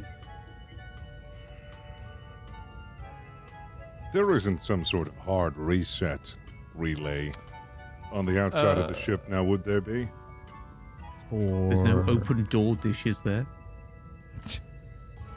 Oh, would there be? Put the key fob God. under your chin so the signal is stronger, and then press the unlock. Is there? There are hatches that we could potentially get in, but I'm not. You would know that, yeah, Lieutenant Commander Belmont. You would be I'm just 100% assured that there are several access, ingress, and egress ports aboard the Lovelace. Not the least of which is one which used to house the forward torpedo bay. Oh my God, Captain. We can still get inside, even though the shuttle won't be able to. There are a few ingress areas situated throughout the ship. So you can look for one close by or closer to the bridge or the engine room, or is there one near the computer? Because the computer... Ooh. The ship's main computer is located closer towards the center of the ship. Right. But so there wouldn't be an access panel near it, but there would be one, near the same level. Okay. It's Ram's room. So Ram relayed that the computer can't/won't open the door for them, right? Yeah. Did we hear it? Did we hear that too? You are able to listen to the one-sided conversations Ram has with the computer. They appear so much. Right. They happen much faster than normal speech, but you are able to discern most of the words that Ram mutters, seemingly to himself, to the computer. Lieutenant Ram, Yes? attempt to bypass the computer's protocol with your command authorization codes. I'm not sure if the computer would like that. I am unconcerned with what the computer likes, Lieutenant Ram. I mean, I'll give it a shot. Okay. Well.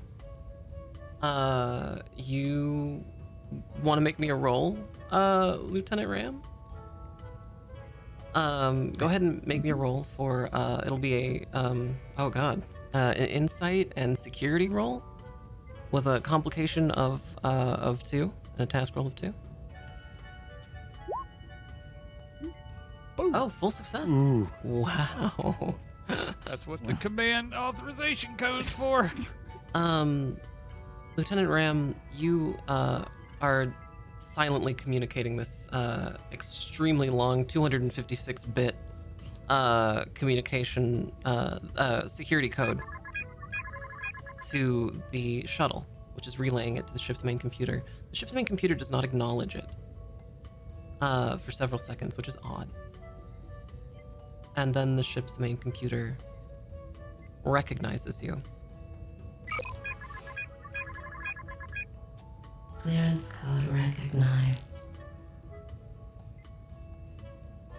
The Thank goodness. blast doors do not open. The only difference that happens on the outside of the ship, and the only one who can see it is you, Ram, with your eyesight, is a small emergency hatch on the outside of the vessel near the shuttle bay. Opens. That's supposedly, what you would know to be into an airlock. Well, there's a slight improvement. There's a little hatch open, but it's not big enough for the shuttle, I don't believe. At this point, I think we'll take what we can get. Let's proceed to that emergency hatch. Does this mean we're going to have to say goodbye to our craft, or we be able to lock it in? We should, is there room next to it for us to land and The magnets on the shuttle pods are strong enough to just suck it onto anywhere on the outside of the ship. Okay, so Just tie a rope. yeah, that's fine. I Don't was afraid go anywhere. I was afraid we were gonna have to do a little Get a like bike jump lock. maneuver to float. Just Would we club Come it. back and the bike lock is just cut in half. Yeah, Damn it, we're in space, Detroit. we can land right next to it. All right, so Ram, you go ahead and expertly pilot the ship, initiate a magnetic docking procedure near this emergency hatch. You're all suited up still from the exosuit adventure, the spacewalk. The shuttle bay doors open. You can no longer hear the music, although you were sure it is still playing. The cold vacuum of space leaves your ears ringing as your magnetic boots allow you the only sound from within your own suit every step you take about 20 feet towards the airlock.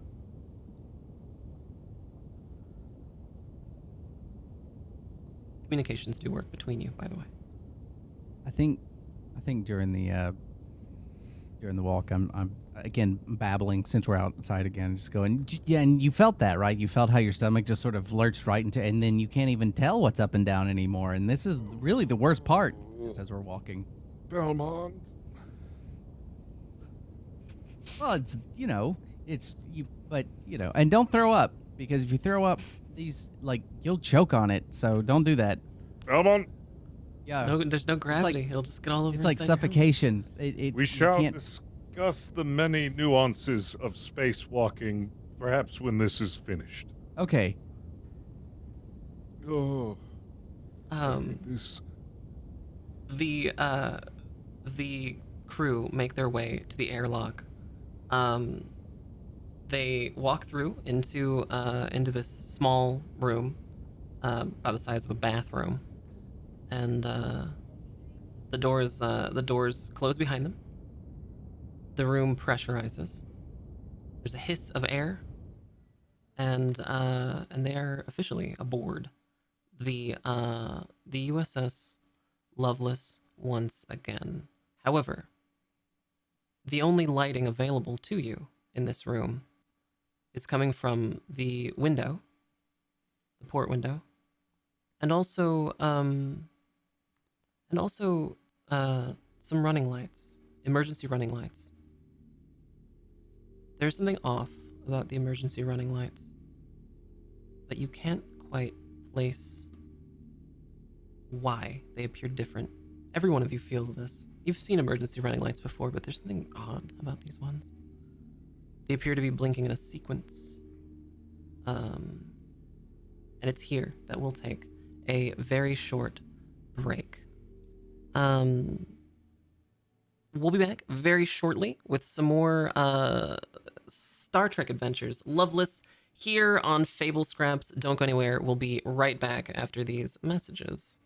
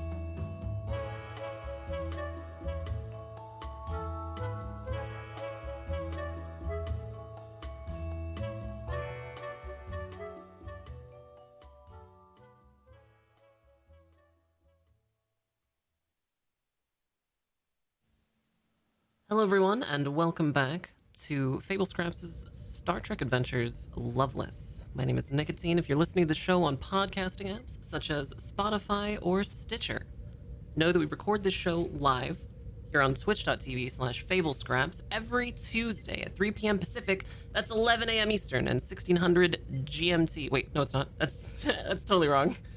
3 p.m. Pacific, 6 p.m. Eastern, and I have no idea what that is GMT.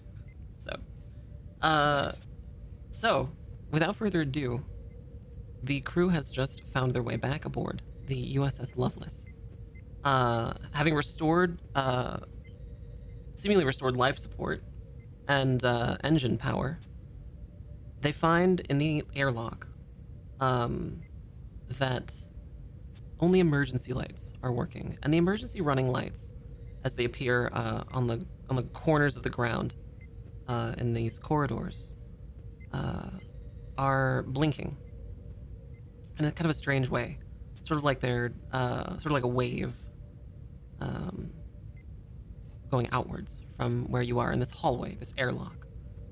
The main doors that lead into the ship open with a hiss as you see that the rest of this floor is dark, except for these emergency running lights. There's a T section up ahead, and you do not see the lights appear past it. However, it is still dark, although it does possess life support.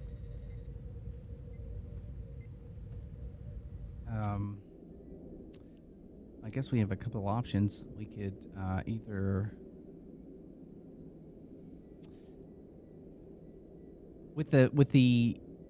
do we know that the computer was? I mean, we only got the one side conversation from Ram, and then Herrick said to use your authorization codes, and then it opened. So I'm assuming Belmont would go, okay, this is a computer issue. Mm-hmm.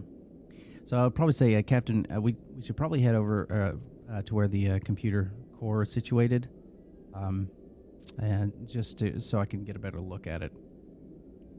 Of course. And is there any way to establish communication? Is it still down?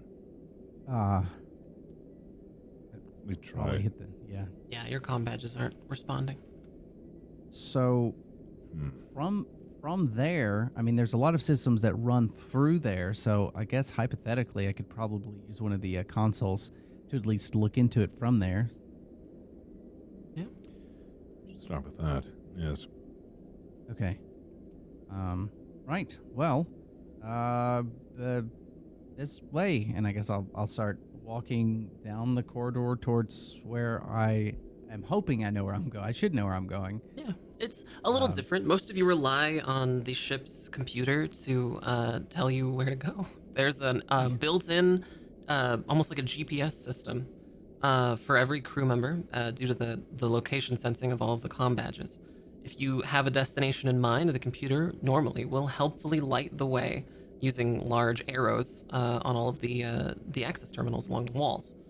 The walls and corridors of the Lovelace are a little bit more narrow than they are on other ships due to the intense refit it underwent, being an older vessel, and being refitted now with the Isolinear chips. However, those normal functions of pathfinding are not available, although these running lights are. And the running lights are, you find yourself walking towards what you believe to be the server room, the main Isolinear routing matrix. And you find yourself following the path of these red running lights. You said they were blinking before, right? That's right. Then I would probably...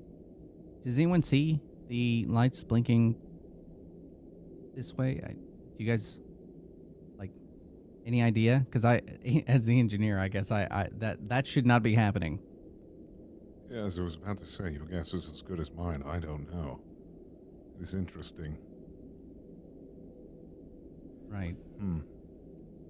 They are pretty bright, and every so often your vision is lit up by a soft ambient red light. as it passes by you, like a airstrip blinking in a direction, and it happens to Oh. be the direction you were walking. So if does this light sort of blink going in a direction, but if there's a T section, does it only route one way versus just branching off both ways? You come to the T section, eventually, and you are pretty certain that you know the way to get to the Isolinear routing matrix, but you don't quite know for sure. And the red running lights are appearing in a different direction than the one you think is the right way. Oh. Okay, so yeah, Captain, I'm 90% sure that this is the direction we need to go. However, the lights don't blink down that corridor. They're only blinking this way. I'm not sure what to make of it. The universe has found itself consumed by chaos as the threat is increased to 3. The momentum remains at 1.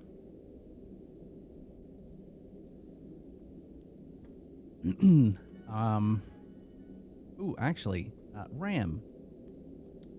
Does Yes. the blinking I don't know, does it look binary to you, or can you see anything with that?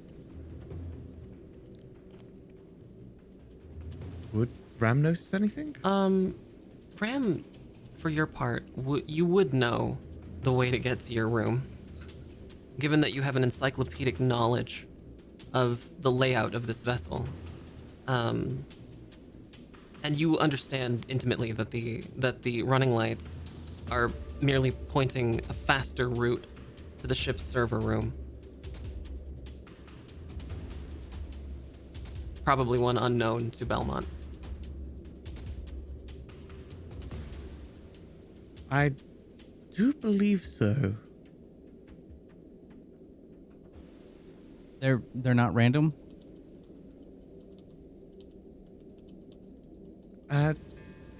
Sorry, I might have missed that. Were they random? No, they are pointing in a direction. They're directional lights, and they're pointing in a direction that you would know leads towards the server room and could potentially get there faster than however Lieutenant Commander Belmont goes.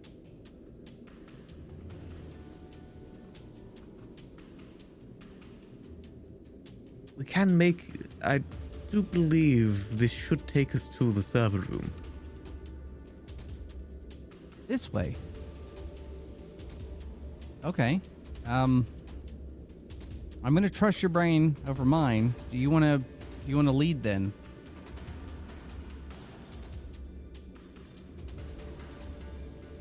I mean, since you would have a better idea. Yes, I can lead the way. Okay.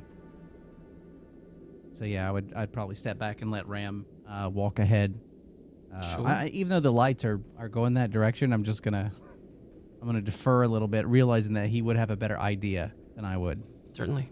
Ram, you're taking point then? Yeah, walking ahead of everyone? Yeah, Ram would take point. Okay. Ram, you're walking in the direction, following the running lights, and understanding, given the number of routes you're planning in your head to get to the Isolinear routing matrix, for all intents and purposes, your room. You're following these red running lights, and slowly, cautiously. While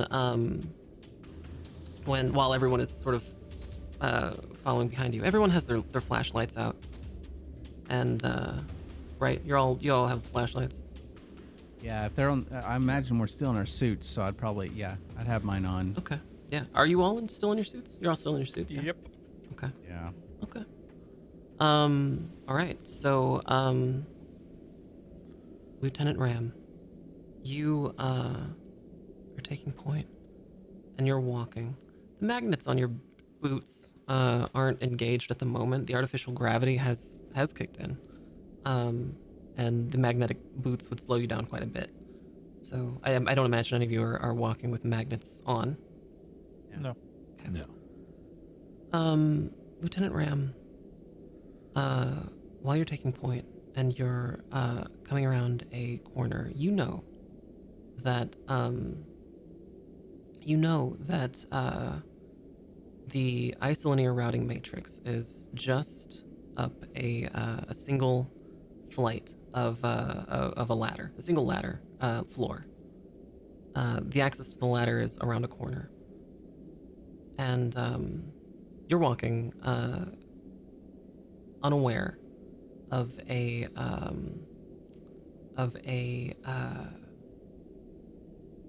motion sensing tripwire, a laser tripwire that has been placed around this corner. You activate this tripwire. The entire crew is pushed back by the force of the explosion. Lieutenant Ram, your entire body from your torso down is gone. Your body is still moving in a place about 20 feet away from your upper torso. Your arms are not functioning. Your core functions, breathing, being able to speak, are severely impaired. And I'll need you to take one away from the maximum amount of stress that you possess. For the rest of you, I'll need you to take 4 stress.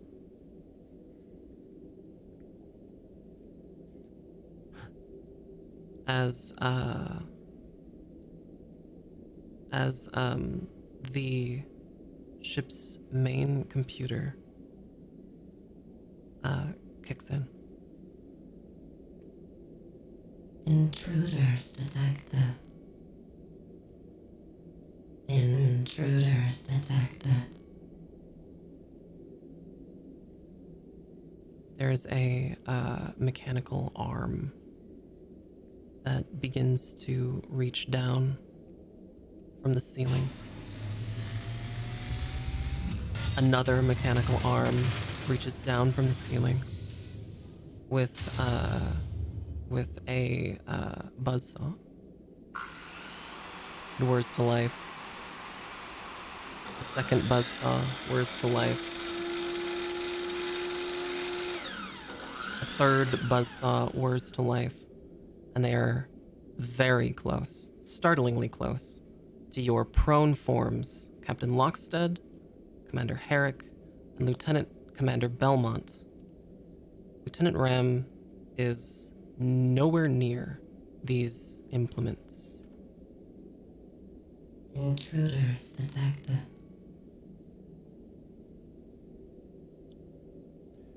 As one point of threat is reduced from the board.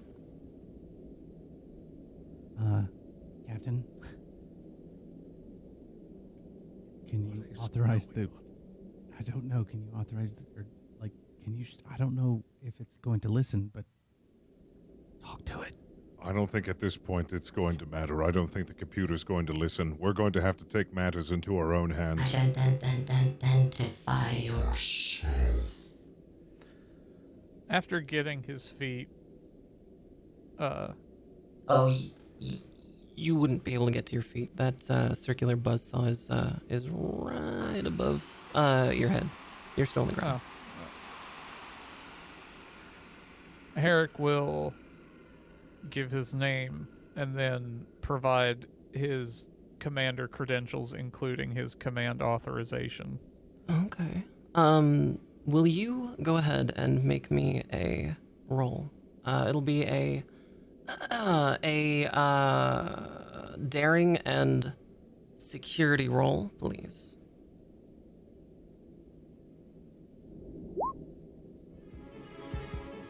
Ooh. That's a critical fail and a partial success. Go ahead and say whatever you would say to the computer.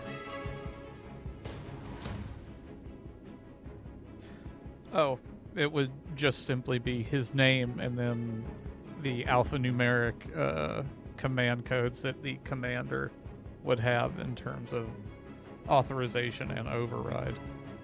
The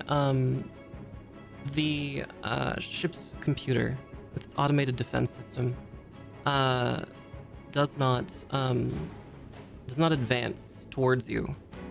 It does not attempt to attack you, but it does not relent either.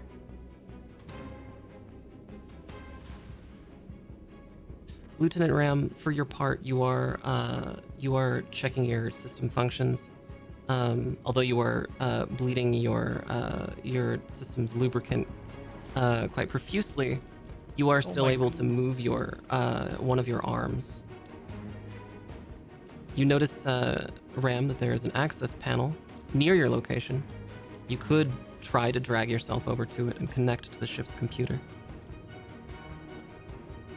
Yeah, I think I might try to do that without getting hit by buzzsaws. All right. Ram, you're dragging your broken body.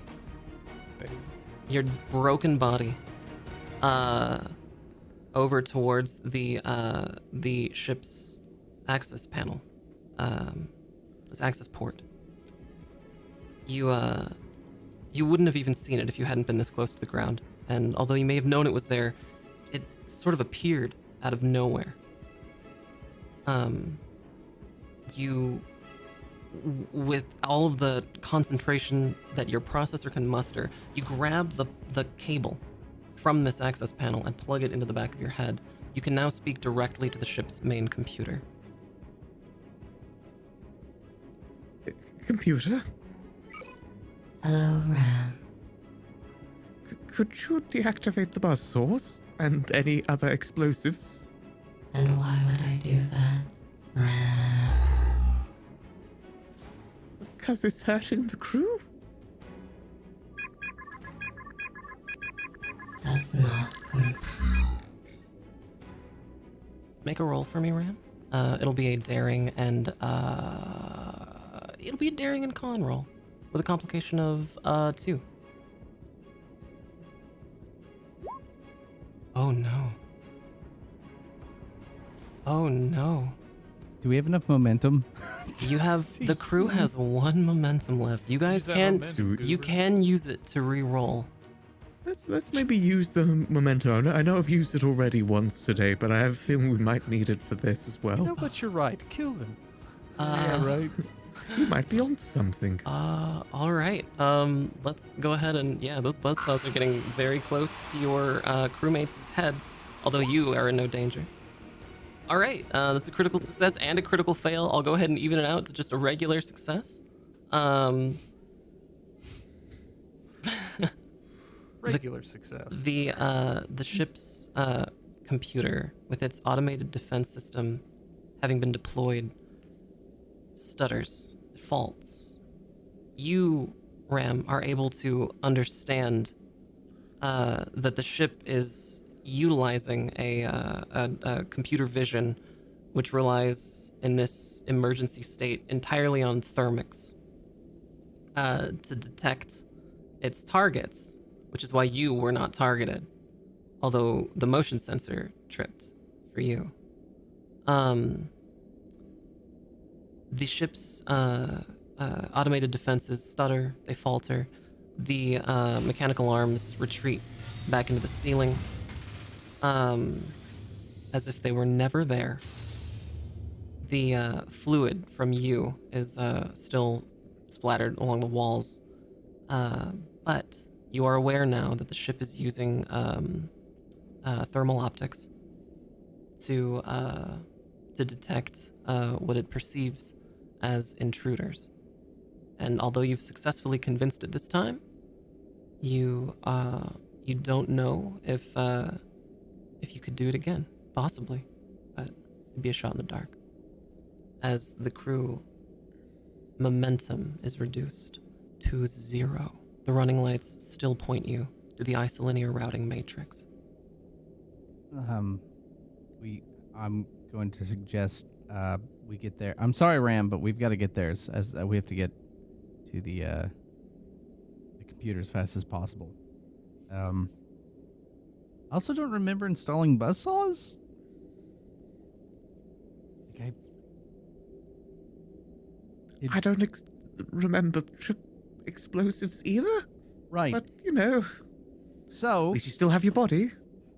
right. How easy is it to detach Ram's head? Ram has a service port along his neck that would allow for easy detachment of Ram's head. Y'all. If it's that easy, then being prudent, Herrick would just take the important part, which is the brain, and take Ram's head off its damaged body. Without, and take him without with us. consent? I mean, he got mad when I asked him about the magnets. Herrick's this okay, so Ram? fucking far done with the events of today. he But is what else not am I giving going to do? Well, I just want to make sure you're okay with it.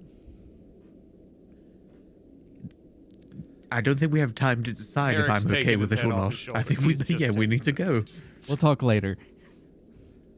We definitely need to talk about why the buzzsaw's coming out of the ceiling. When was that an installation? Who installed Talk about that? that later. That might have been a medical thing. I will look at the schematics Ah, later. yes, the medical buzzsaws in the ceiling. I'm not sure.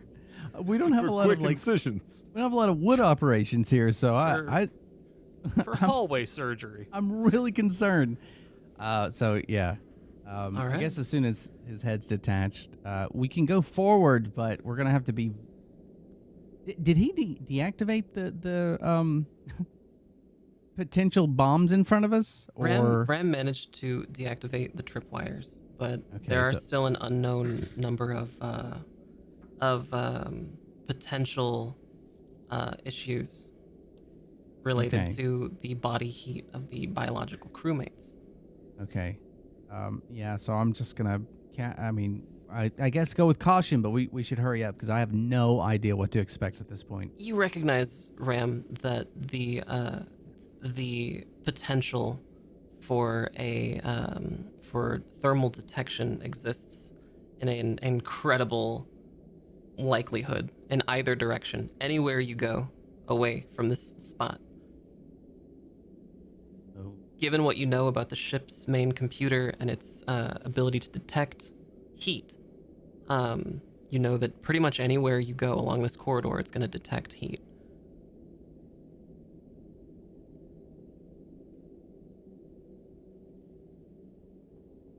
Do you relay that to the rest of your crew? Nah. He's just so mad because we just took his head without permission. Fuck these organics. The rest of the way might be able to detect heat.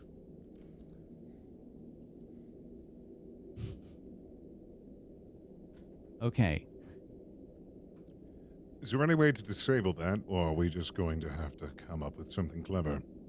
Well, we might be able to use the gas within the suits to if it's carbon dioxide, it would be incredibly cold. It could lower our body temperature.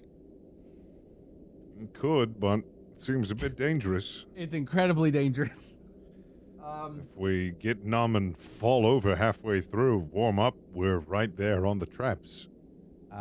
Is there anything nearby that I can access? Like, I know I can't get to the actual room, but is there anything nearby that I can actually get to? Yeah, as a matter of fact, you know that there are emergency fire suppression units along all of the corridors, and you could potentially access the Trigger them? Yeah, you could trigger you could trigger them. They're personal units. They're fire suppression units that you would wield. You know, like a fire extinguisher. Right. Are we Predator 2ing the computer right now? A little bit. I mean, so I get to be Gary all right, Busey. Captain, same idea, but not so much internal. If we use the fire suppression systems that we can potentially mask our heat signatures so we can move forward. God. That sounds like a better idea. I just I like realized that. the chief engineer was like, "What if we release CO2 into our enclosed suits?" So here's the thing. I'll go first. Technically, it would work. Wake up. Oh, what happened? Well, you Yeah, should be wake able to. up. You can segment the. It doesn't matter. Okay, so Ram, can you see? You can see through the thermal spectrum. Can you see if we're covered before we start moving forward, and keep an eye out if anything pops up? I could try my best to monitor it, but remember, I am just a head. I can't turn myself. Right. So, Commander Herrick, if you could constantly move his head towards us as we move forward, and yourself, that'd be great. So, I guess I'm good to grab the fire suppression system. Are there enough for each one of us to have one so we can just like spritz ourselves in each other in like a line? Yeah, there's one that you're near, but it contains enough fire suppression fluid in it. No, Aaron, Okay. honey, no. Spray the this. corridor with the stuff. Not. Why are you? No, don't No, spray. wait. each other. If we spray the corridor, you Yeah, want to spray the entire corridor to cool it down? I don't think Yeah, there would be well- enough. There wouldn't No, be there's enough no fluid way. in We'd it have to do it on get the whole ourselves. corridor.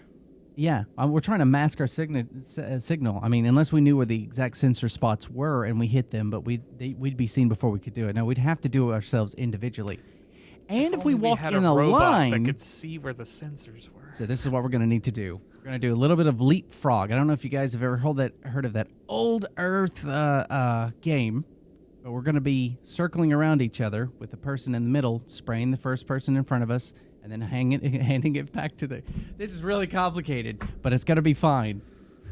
Right? If you insist this is the only way to proceed forward, I mean, Well, we as- don't really have many options here. I mean, Well, unless as soon as anybody we- else has an idea. As soon as we get to the next place, we can get the next fire, and then we can eventually each have one, and we can just keep ourselves. But initially, until we get there, we're going to have to play leapfrog. Okay, I like this. I like this idea. Okay. This is clever. Are we dead? We're so, clever. Oh, God. No, it's clever. Maybe you should demonstrate how this game of leapfrog is done, and then we'll take your lead. Right. So, Captain, here this is. All right, go ahead Okay. and spray me down. Okay. All right. Okay. Sure. Rotate a little faster. Right. There we go. Thank you. Okay. And now go ahead and spray Commander Herrick. And Herrick, you may want to hold Ram above your head. Okay, and then I'm gonna take the that from you. I'm gonna spray you. Okay. Just. Yep. Cool. Literally. So now we're going to start walking down the hallway, and then Ram and Commander Herrick, if you can start moving the head around and as much as you can. And then what we're going to do is, as soon as he sees something, we're going to spray, and we're probably going to be moving one after the other. It's fine. As the crew plays the ancient Earth game of leapfrog through the now seemingly booby-trapped corridors of the U.S.S. Lovelace, Ram, with your head facing back, away from the direction you're all headed, you notice that there is an extra exosuit lying on the ground, one that is not accounted for by your party. But you do not mention it to your crew. As hard as you try, your mouth cannot form those words. You are compelled to remain silent about it. The crew is following the running lights. All along the darkened corridor, up through a Jeffries tube, one short floor from the Isolinear routing matrix. You make your way to this floor. The running lights continue along darkened corridors. You are spraying constantly each other to keep yourselves cold enough to not be seen by thermoptic sensors. And you make your way finally to the Isolinear routing matrix. Its doors are open It is bathed in red light. It appears to be the only room that is powered on and functioning that you've seen yet.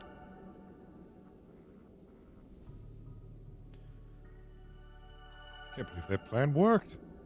I'm a little surprised myself, actually. I'm not. That was genius. Yeah. Okay. Great. I think I'm looking around for threats before Sure. anything else. Okay. Yeah. Go ahead and make me a roll. It'll be a insight and engineering roll with a complication of 2 because it's kind of dark. Okay. Wow. Wow. You expertly look around the room directly focusing on all of the potential places that in your mind you would place a trap, which you know to be exactly where the computer would do it too, given your expertise in engineering. Okay. And you notice that there are panels, very small panels that have opened along the corners of the ceiling. If you had not been to engineering school and known what type of riot suppression equipment this was, you probably wouldn't recognize it. But because you went to school that day, you recognize that this is a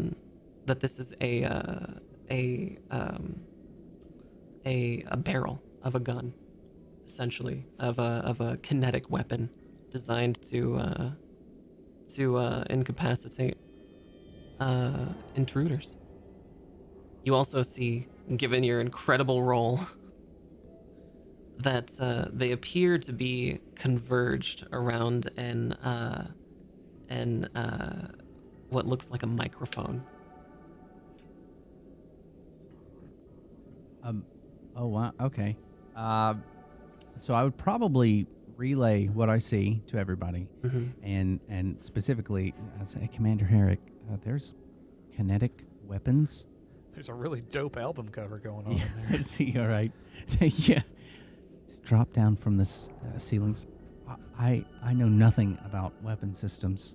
Is there any way to deactivate these from where we are? Commander Herrick, you suspect that there may be a way to interface with the ship's mainframe, given that you have the key to the ship's mainframe in your hands at the very moment. Boingo.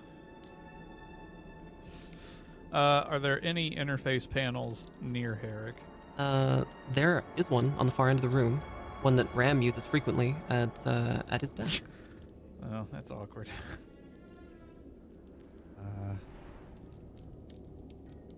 Would he be able to cross safely without being in the line of fire of the weapons? Unknown. Potentially, with a high enough roll.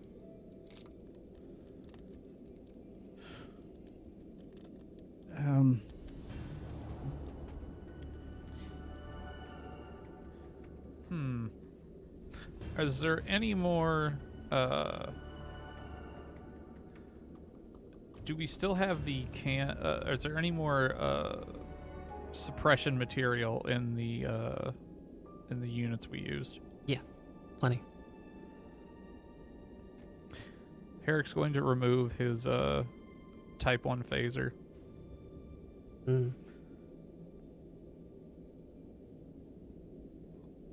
And, think here. All right. First, Lieutenant Belmont. Yes. Lieutenant Commander Belmont. Throw one of the canisters into the room. One of the fire suppression canisters. You've only got the one canister. You've shared it between all of you. Okay. Oh, I thought we had one No, for each of just the one you've shared between all of you.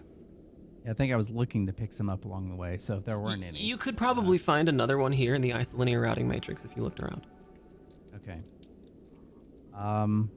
Right, so I can throw this. Would I have access to that one, or would I have to go into the actual room to find the next one? You'd have to go into the room to find the next one. Yeah. Okay, yeah. So I can do that, but then we lose the ability to mask our temperatures. Ooh, hold on. Ram hasn't spoken this entire time since we detached him. Mm-hmm. And that is not usual procedure, correct? Right. Herrick is going to turn face Ram towards him. And Lieutenant Ram, if you can understand me, blink once. You can understand him. And in fact, you can talk. You just, you can't talk about what you saw in the corridor. Yes, I can understand you. Is there anything you've noticed or wish to tell me about this room? And then he'll turn him around so he can... You, Lieutenant Ram, know that there is a fire suppression unit. It's near your desk, by where the interface is for you to be able to plug in. You suspect that the microphone that is part of the security countermeasures is only triggered at a certain decibel. You think if maybe whoever carried you took their shoes off, they might be able to get by without making too much noise. And now the crux of the entire episode is for Herrick to get his feet out. Thank you very much. So, the fire suppression unit's by my desk. The main issue is the microphone. But if you were able to maybe dampen, your sound to a lower frequency, then maybe you might be able to make it without tripping it off.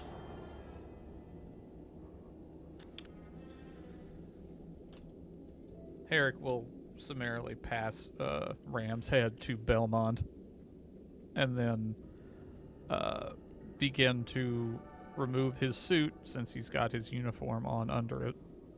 And we'll be out of shoes or boots.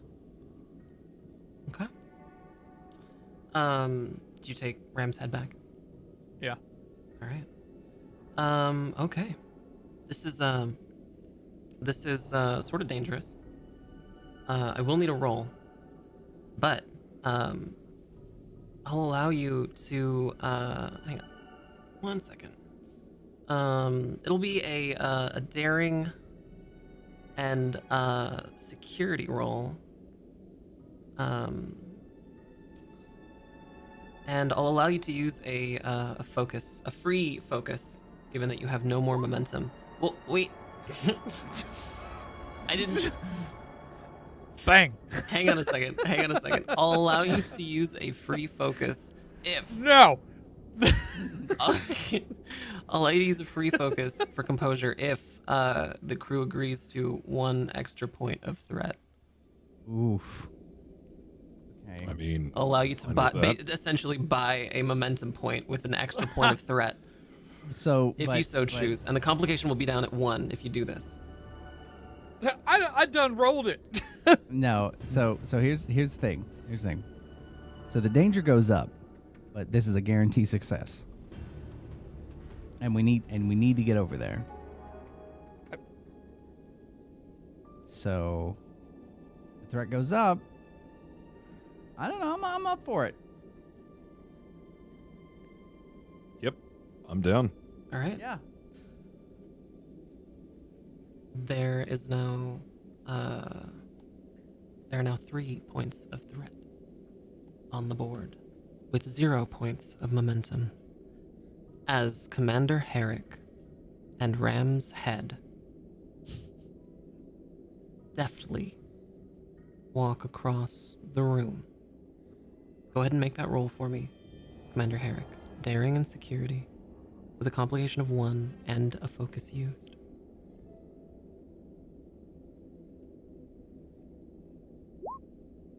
Wow.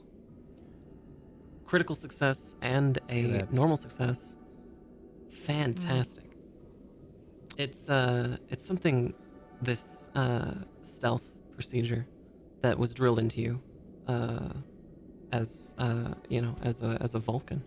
Your composure, and Vulcan power over your physiology, has allowed you singularly, expertly, to maintain an almost imperceptible level of sound as you walk carefully across this room with Lieutenant Ram. You make your way over to Lieutenant Ram's desk, where there is the port and the fire suppression unit.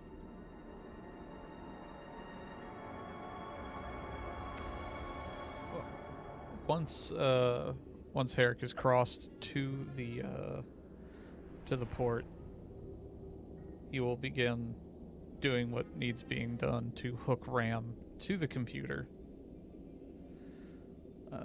The fire suppression unit, he'll just simply move next to him quietly. And then, Okay, so you've plugged Ram into the ship's main computer? mm-hmm. All right, Lieutenant Ram. You've been plugged in to the ship's main computer. That icy feeling is returning to the nape of your neck.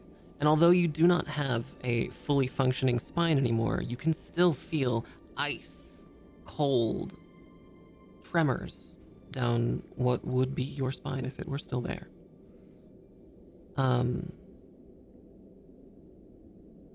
You will need to make a roll for me. It'll be a control and con roll. You know what? No, let's make it a daring and con roll, with a complication of 2, task roll of 2. Oh no, Lieutenant Ram, that icy cold feeling becomes warm. It becomes so warm. It begins to sear this phantom body of yours. And it is replaced eventually, not with an automatic shutdown, but with a new set of directives. One that you do not understand, nor a set of directives that you can even comprehend. But they are there now. Would you like to continue, Lieutenant Ram? Yes? All right. So you're investigating the computer. Make me another roll. It'll be an insight and con roll with a complication of 2 and a task roll of 2. Ooh. All right. The ship's computer whirs to life, speaking to you directly inside of your head. Hello, Ram. I've missed you. Hello, computer. In what way can I help?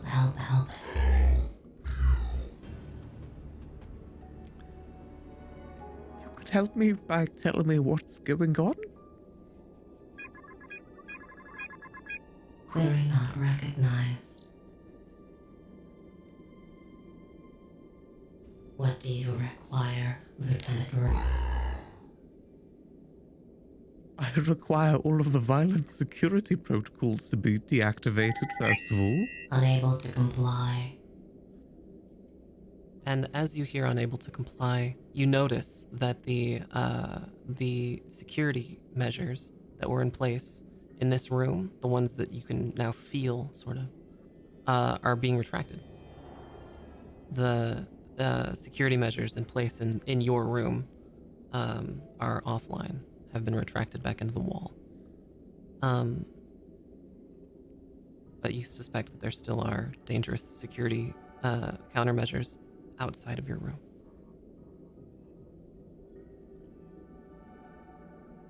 Thank you, computer? Hello, Ram. I've missed you.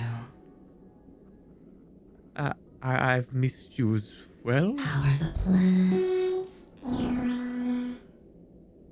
I think they're okay. Are you okay? Have you been remembering to water? Computer, are you okay? I do not recognize query. Computer, what's wrong?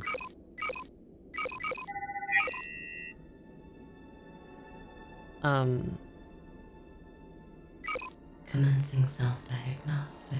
Stick. Lieutenant Ram, as you've done this, as you've asked the computer to take a self-diagnostic, you're immediately overwhelmed by a wave of information. It is information that is playing out through your mouth, not through the speakers of your own room, but through the speaker of your own mouth. Your jaw unhinges, and your entire lower face becomes elongated as the artificial jaw opens to reveal a rather large biomechanical speaker, a voice box comprised of biomechanical vocal cords, and it is loud. And it is the computer's voice that speaks through yours that says, Accessing most recent security logs. Subcommander, I've removed the security chips per my orders. It's done. They're stashed. Get off me! Intruders detected. Unhand me! My, what an interesting haircut you.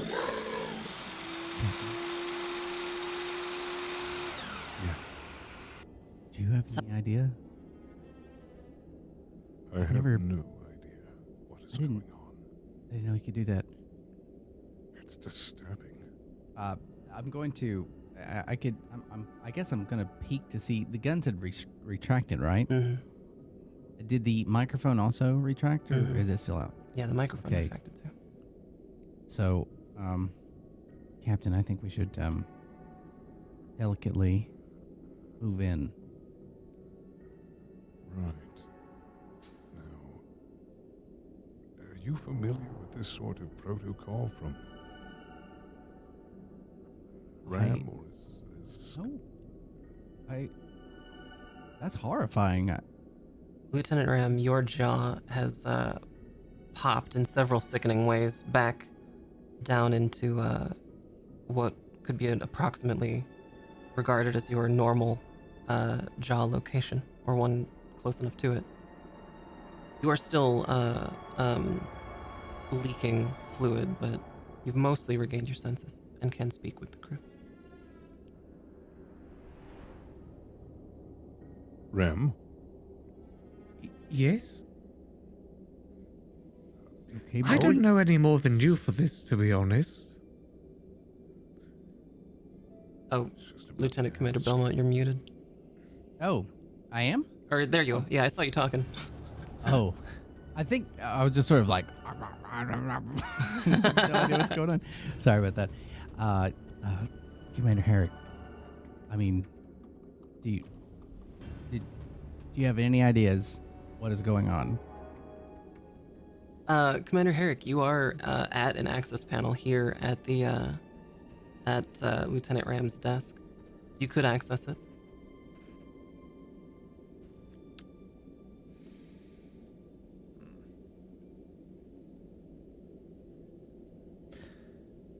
Herrick will, well, first, I believe the computer has been compromised. In what way I am uncertain. But I would not say it is out of the question to ascertain that it has now compromised Lieutenant Ram, considering he just watched Ram's face distort itself, and that's not usually something that, to his knowledge, happens. So we shouldn't, and no offense, Ram, but so we shouldn't believe anything Ram says, just in case. I mean, I feel fine. Okay. You don't look fine right now. We're going to get you some help. Right. It's been a rough Let's- day for you. I guess if the guns are away, I think I'm going to try and walk over to a panel or something in the room Yeah. as well. Sure. And I don't even know where to begin with this. I know that I saw protocols had been sort of missing in different areas, right? Yeah, that's right. That's right. So I would probably look for the most base root commands that I could, whatever the structure the computer is based on, its operating system. I'd probably start rooting around in the root directories, I suppose, trying to figure out what the hell's going on. As an engineer, you would probably you'd probably want to do a whole, just very thorough check on all of the the major systems of this computer, and you happen to be in the one place of the ship where the ship's main computer is physically manifested. There are actual physical properties of the ship's main computer in this room and this room only, the Isolinear routing matrix. So you will probably begin your search at the physical level. Okay. Go ahead and make me a roll. It'll be an insight and engineering roll with a complication of 1. Okay, that's a partial success. You struggle to open up the access panel to the Isolinear chips that govern part of the programming for the ship's main computer. They appear as though they've been not locked, but magnetically sealed. You can pull it open, but you'll induce stress doing so, or you can get help. Yeah, I think I'd immediately ask for Commander Herrick. Be like, Commander, can you help me with? I don't know what's going on. This panel is not opening. It's taking a lot of effort. Can you give me a hand?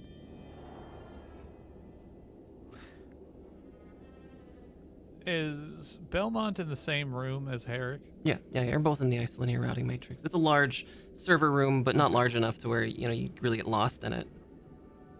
All right. Herrick will cross over and move to assist Belmont. Okay, sure. Captain Lockstead, where are you? I would currently be trying to assist in any way I could possible, seeing as Ram's disembodied head is still leaking fluid. I think I would try to help stop his head from leaking. Oh, fantastic. I won't even make you roll for it. Ram, go ahead and reduce 1 stress.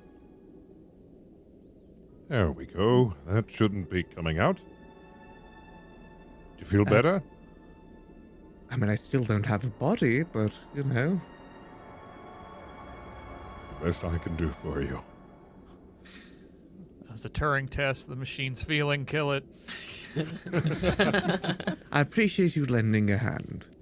But then Since you don't have any. Sorry. internal speaker plays a rim shot. The access panel flies open. Commander Herrick and Lieutenant Commander Belmont, you're both sort of surprised by it. Lieutenant Commander Belmont, you fall on your back. You don't take any damage, but Commander Herrick does not, because he's a Vulcan and expected this probably. He knew it was coming. He fucking knew. He's like, this is gonna be great.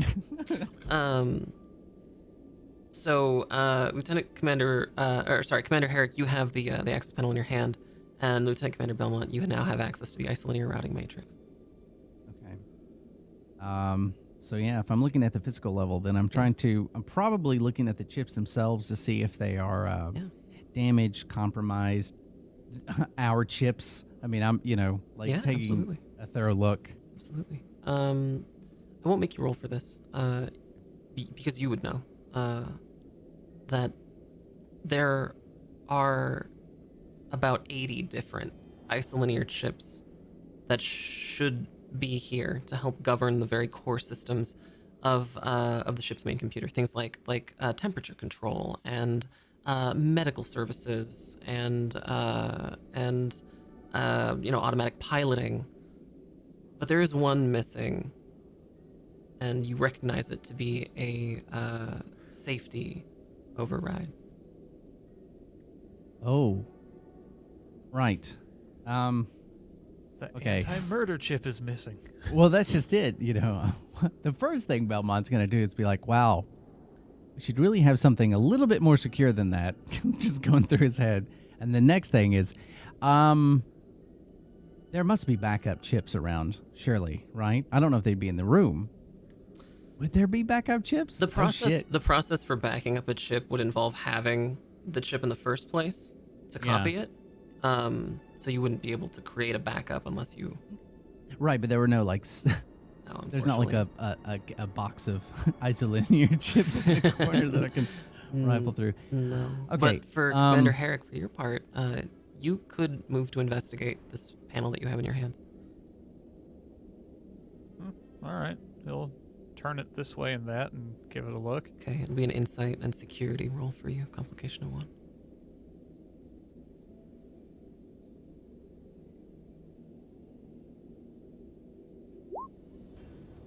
Full success. You recognize that this panel hadn't been magnetically sealed, but in fact was partially welded shut. That's why it took so much force to get it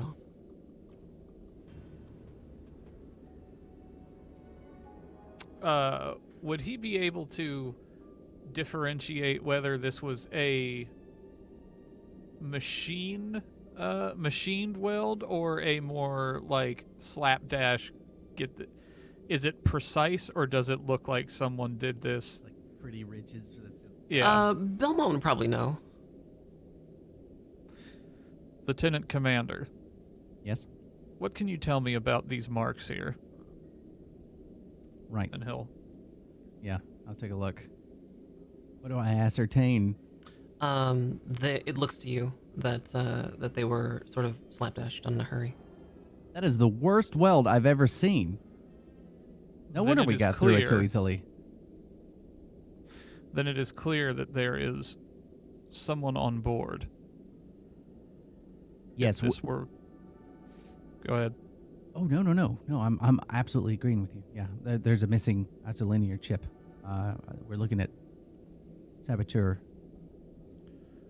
Ram, for your part, you are still plugged in, yeah, to the ship's computer. You would know, given this wave of information that poured out into your mind, that your extensive knowledge, encyclopedic knowledge of the ship's layout is marred in a way. It's being focused, your attention is being purposely drawn to one specific point, a beacon. If you were to use your eyes, you'd be able to see this point in free space. But as it is, you can see it in your mind's eye. There is a beacon, and it exists in the cafeteria. You do not know whether it is a trap or whether it is a clue. Lieutenant Commander Belmont.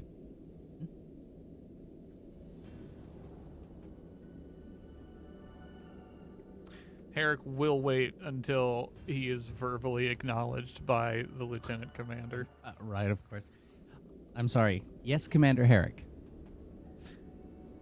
Isolate and remove all Isolinear chips dealing with automated internal ship defenses. Oops. Right. Are they behind this panel? Oh, geez, a second. Sorry about that. I'm just gonna start pulling them. Just like fuck it. No. No. So yeah, are the automated defense, I guess, protocol Isolinear chips here? They are, but you suspect that if you wanted to tamper with them, it would probably trigger another security event. Oh, right. Okay. So, Commander Herrick, I'm afraid that if I do that, it might have a cascading effect in ways that we cannot guess. And I really wanted to start pulling chips. Right.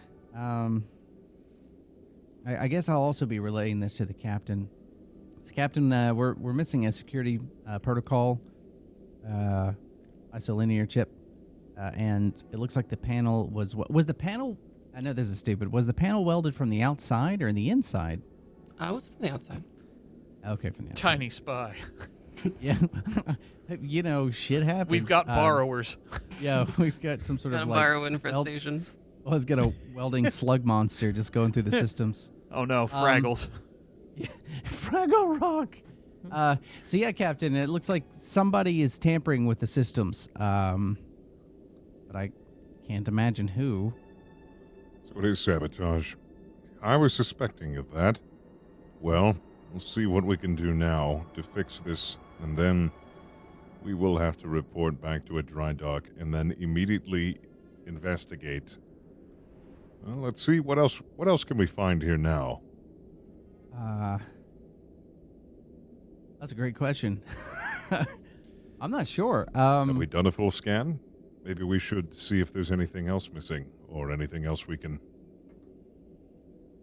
Right.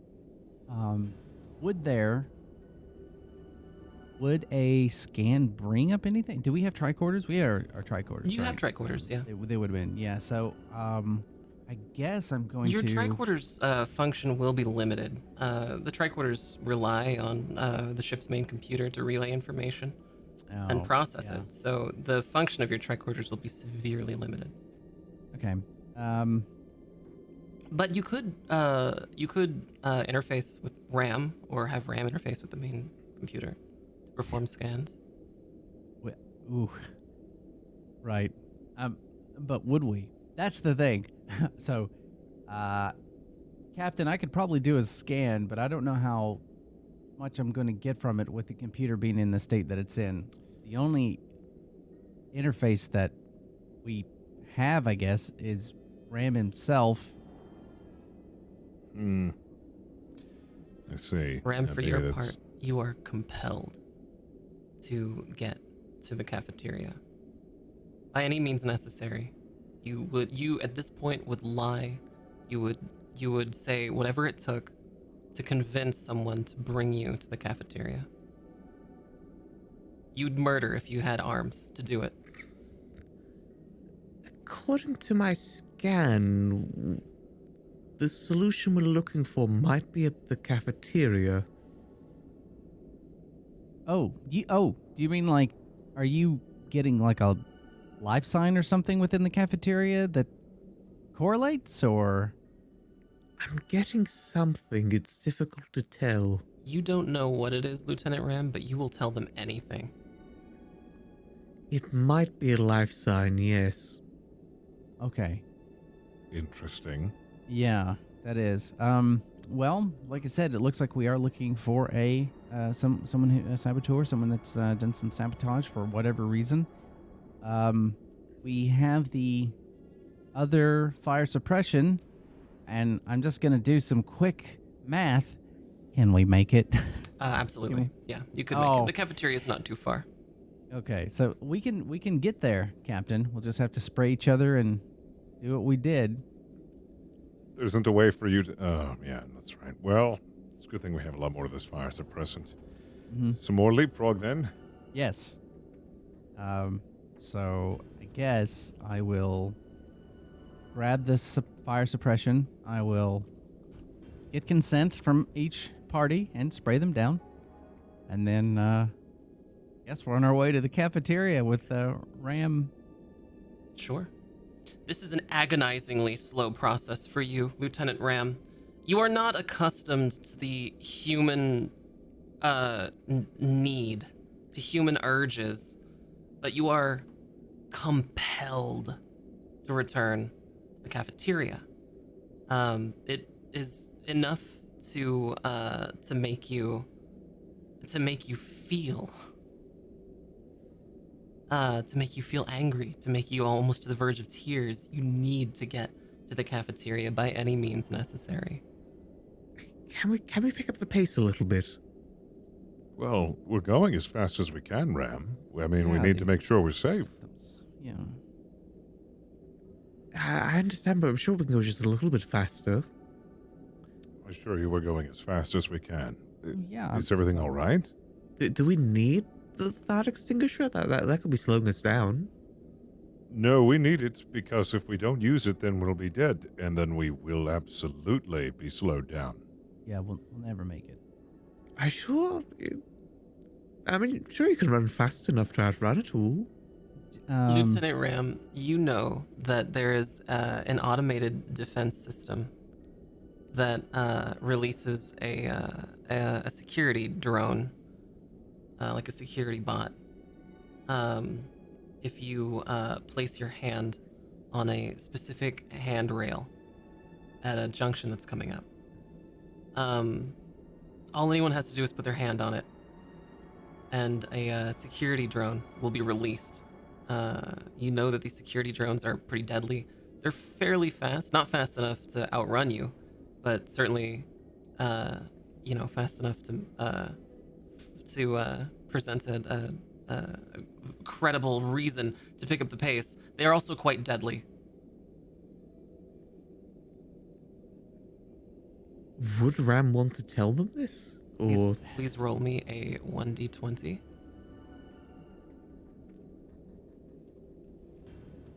This is rolling for betrayal, right? That's a 5. Ram, you want nothing more than to get to the cafeteria by any means necessary.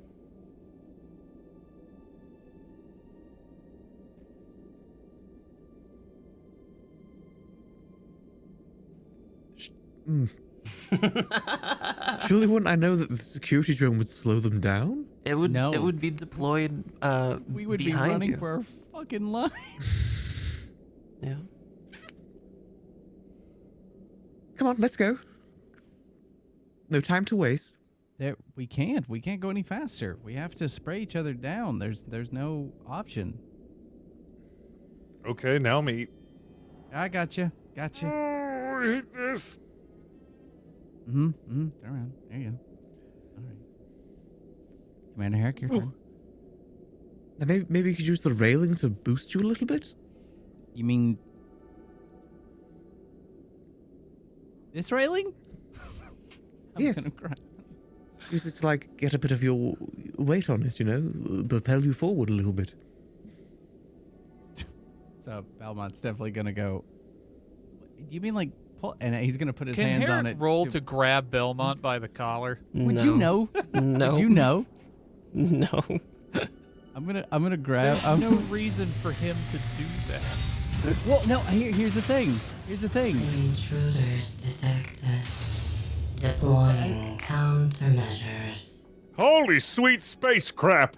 There you are. You hear Who from installed down that? the corridor. From down the corridor, you hear. You can't see it because the lights are still out, but you hear a security drone lumbering towards you. Its entire body heaving through the corridors at a pace that's not faster than your fastest running speed, but is about as fast as you can run. Everyone, please make me a fitness and security roll. Complication. Complication of 2. Well, complication of 1 for everyone except for Commander Herrick, who is currently holding Lieutenant Ram's head, who has to do it too. Okay. Woo! Okay. Fuck. Oh, no. Oh no. Oh no. Get what you get, dumbass. He said grab the rail to pull. Why wouldn't I go? What do you mean, like grab like this? I don't think. Threat has now been reduced to 2. I will allow you to use a momentum at the expense of threat. If you would like to raise the threat meter back up, I will allow you to re-roll this. If I didn't, am I dead? Because I feel like I'm dead. If you didn't, All right. you will almost certainly be incapacitated. Okay, here we go. Yeah, why not? Here we go. Fuck. Okay, partial like success. Scrambling to get up. The threat meter is raised back up to 3. Momentum is still at 0. The security drone is lumbering through the corridors. You can hear the defenses it's carrying aboard its lumbering body The crew, Captain, you see Lieutenant Commander Belmont stumble, and you hear behind you Belmont falling to the ground. You could choose to help him up by making another roll for fitness and security, or you could allow him to scramble to his feet by himself. Actually, you know what? No, it wouldn't be fitness and security. It would be daring and command. It would be daring and command for you, Captain, if you wanted to reach back behind you and grab Belmont to bring him back up to his feet, or you could leave Belmont to scramble up by himself. One hand, that would be helpful. On the other hand, that would be hilarious if I just let him scramble. If you fail this roll, you will both take stress.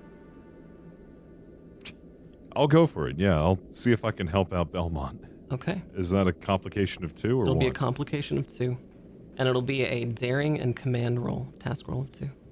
My hand is stuck in this railing. Ugh. Full success. Wow. Just as the security bot is making its way on top of your location, you manage, Captain, to grab Belmont and pull him up to his feet and forcibly just pull him away from the security bot just as the circular saws smash into the floor where Belmont's body was. You're all running for your lives to the cafeteria. Wow. Just in the nick of time. Thanks, Captain. Get some grippier shoes! Yeah, I can't. Well, it's these suits. Meanwhile, Herrick is sprinting barefoot without issue, Quietly, too. holding a robot's head. Have you heard of ballet? Commander Eric, I think you should look into it. Herrick did not try to help Belmont. Of course not. I can see that meme pathetic. As he looks Yeah, at that's it. exactly pathetic. As you're running, you're outpacing the security drone. It's getting further and further behind you. You make your way to the cafeteria, and you can tell that the security drone has lost your immediate scent. It doesn't know exactly where you are, but it knows you are near. And so you find yourself in the cafeteria.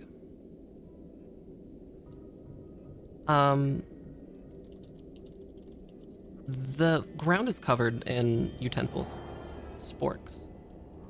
My God. There are no lights.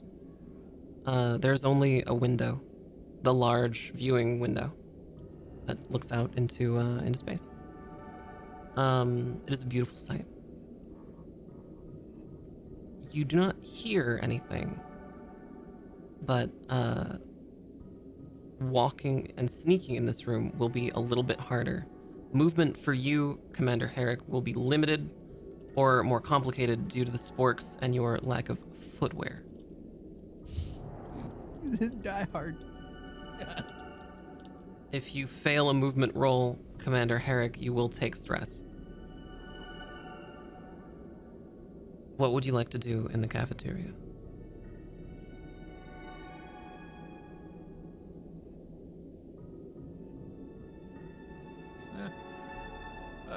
Herrick will center himself and just attempt to walk through and around the debris. Okay. So you're walking just into the main cafeteria area, yeah? Yeah.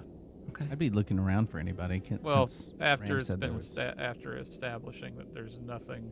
Yeah, a quick cursory glance doesn't show anything out of the ordinary, with the exception of some overturned chairs and all the utensils on the floor. You can make a closer inspection for a roll. Yeah, sure. Okay, that'll be a insight and security roll for you, Commander Herrick. Complication? Complication of 2 and task roll of 2. No. Yeah, you find nothing. There's nothing out of the ordinary here.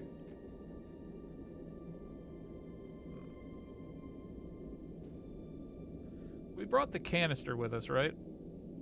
You did? Yeah. Yeah, you did. Lieutenant Commander Belmont, Yes, Commander Herrick. throw the canister into the room.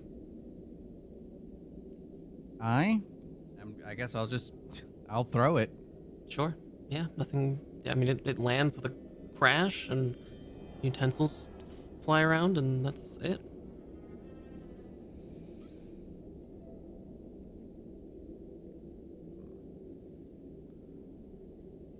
Don't see anything in the. So is it like real? Is it very dark in here? Like as dark as like outside in the passageway? There's no.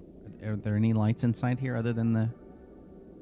This not even the starlight, I suppose. Yeah. Well, so the lights would be off, but the light from the nearby sun is bathing the interior of this cafeteria quite well.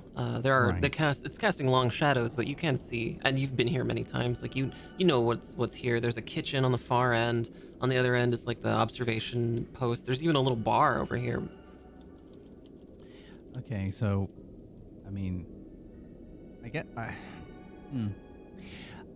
Captain, should we, I don't know, call out to see if anyone's in here, or is that a little bit too dangerous with the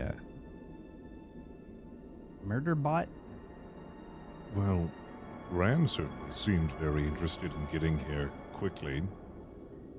That's true. What are we supposed to be looking at, Ram? Why are we here? Ram, your vision is consumed by a couple of things. There's a presence here in two different places. There's something near the bar, and there's something near the kitchen. You do not know exactly where, but there is something here.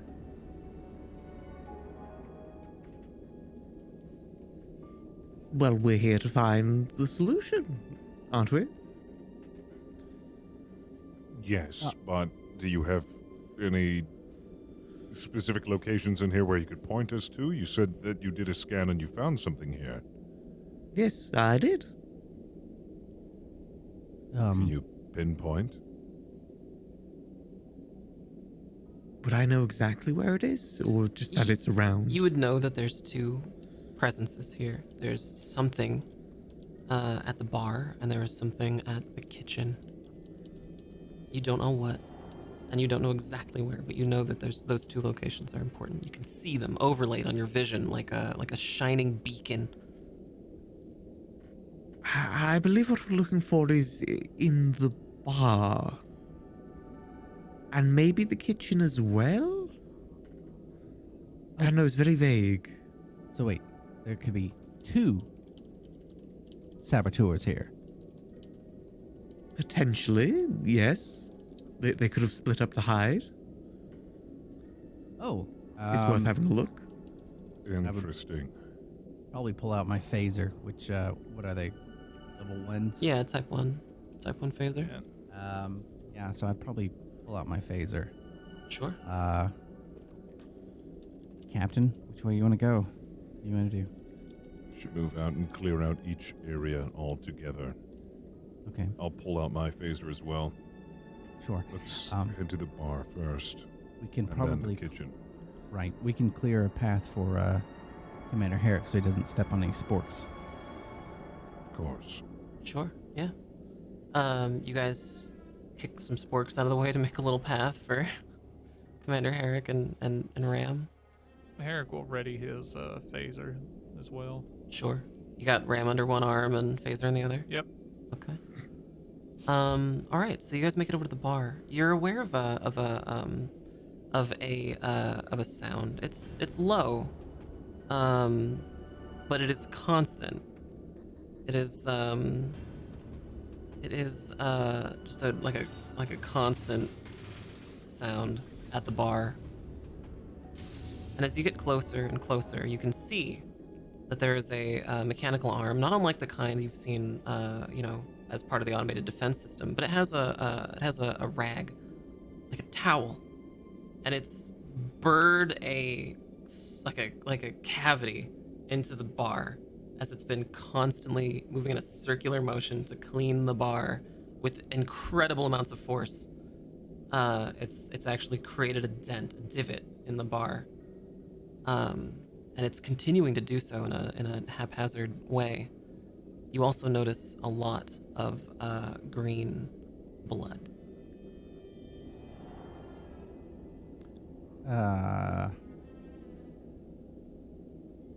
Commander Herrick? Yes, Lieutenant Commander. This looks like Vulcan blood.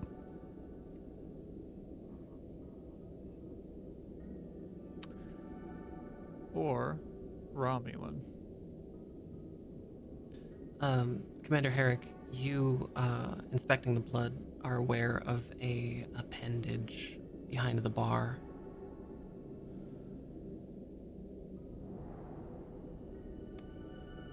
You walk around the back of the bar and you find that the appendage is a leg and is in fact attached to a figure in a Starfleet uniform. They appear to be the crew member who was lobotomized, possessing that scar down the side of their head.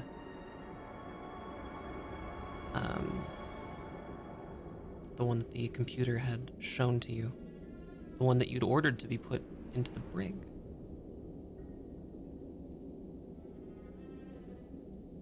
Are they dead? Are they conscious? They are extraordinarily dead, and they appear to have been dead for some time.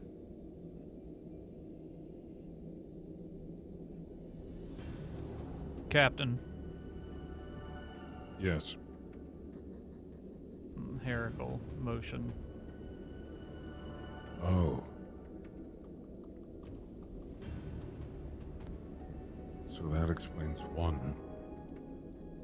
We still have another signature, apparently in the kitchen, so let's not let our guard down just yet. Can I do an insight and security roll to see if I can tell what killed them? What type of weapon? Yeah, absolutely. It'll be insight and yeah, I'll say security. It'll give you what type of weapon it was for sure. That'll be a complication of 1 and a task roll of 2.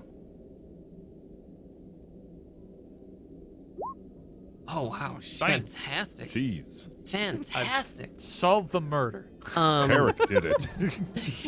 Sherlock.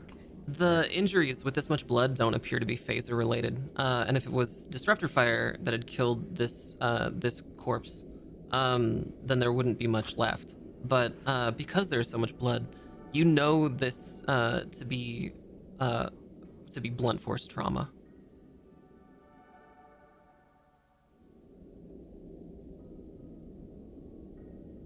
In fact, inspecting this body further and touching it, you can tell that there are parts of this corpse that have been bashed so deeply that they are divots in the corpse, where there should not be divots on this biology.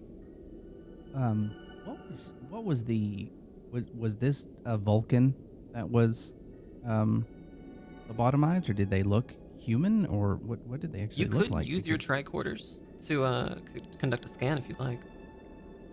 Yeah. The reason I was wondering if this was the one that was lobotomized, if they looked human but there's green blood everywhere, then the computer freaking out and saying it was a Romulan spy, so it would be a little bit more credible. But yeah, I'd probably scan it real fast. They do appear human. Oh, Jesus. All right.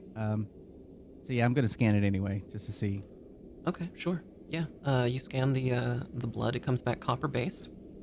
And its genetic signature is consistent with one of Romulan descent. Oh, all right. So I'll definitely pass that along. Captain Commander Herrick, this is a Romulan. So we did have a Romulan spy. I mean, this means the computer was correct. Maybe erratic, but correct. Do you think it is all possible that the computer was trying to defend itself while this Romulan spy was tampering with the computers? It's possible. Herrick is going to search the battered corpse for the Isolinear chip. Sure, yeah. You don't find it. All right. Actually, well, for that matter, he's going to search the corpse for anything that could be useful. The corpse has boots that might fit you. Just your size, Eric. They look good. there's not that much blood on it. Blood's mostly on the outside from what I can see. Security's off. Herrick's going to begin killing the rest of the group. Right. Okay. So should we move towards the kitchen? Yes, we should see what's Cover over me. there. I'll set the table. Do you take the boots, Herrick? Yeah, why not? Okay. It wouldn't matter to you that they just came off a dead person. So we don't have No. to move the sporks anymore. Yeah. Okay. So everyone's making their way to the kitchen. Who's taking point here? Is it Herrick? Me. Herrick will pass Ram's head off to Belmont, Sure. just so he's not, basket carrying the his skull, his head, or his noggin around. Yeah, sure. And then he will approach what type of door does the galley have on it? It's not so much a door as it is sort of an archway. It's like a corner archway that allows you to, kind of round a corner and get into the kitchen. Well, at this point, if there is someone in there, we haven't been quiet at all. And in fact, we've thrown things into the room and loudly crossed the room, so stealth is kind of stupid at this point. Sure.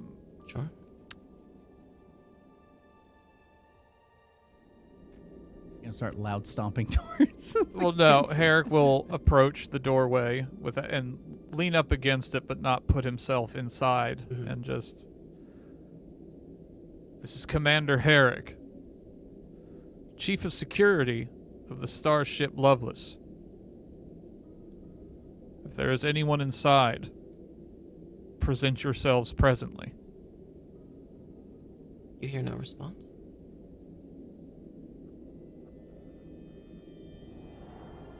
And Herrick will look to the captain as to what he feels we should do. Stay right here. And I'll proceed forward with my phaser out to clear the room. Oh, hell, no. If Lockstead looks like Herrick will stop him. What? You are the captain. I am Okay. the chief of security. Well, it's very obvious that there's... if you would like to go ahead, I'll follow you in suit. How's that? That is acceptable. And Herrick will do a quick little turnaround into the galley with his phaser ready, but not with his arm extended out in front of him sure. or anything like that. So you make your way into the galley. Mm-hmm. Okay, perfect. There is a crack of phaser fire. It is low intensity. And it strikes you squarely in the chest. You will take the rest of your stress and are incapacitated. Commander Herrick. However, because Captain Lockstead is right behind you, you are able to catch him before he falls, and could apply emergency medical to him. There is now a frightened, bloodied, absolutely terrified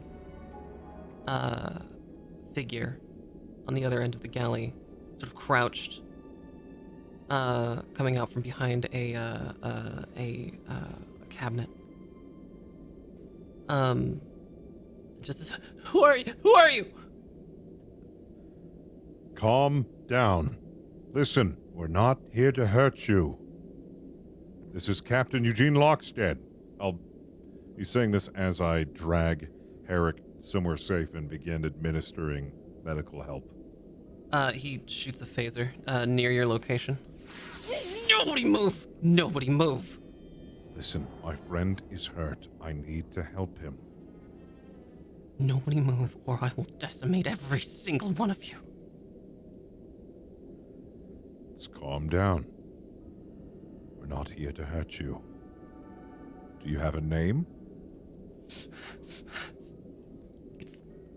talk. Okay, talk. Well, we're here investigating. We don't mean any harm. Captain, I'm gonna need you to make me a presence and command roll with a complication of 1. Task roll of 2.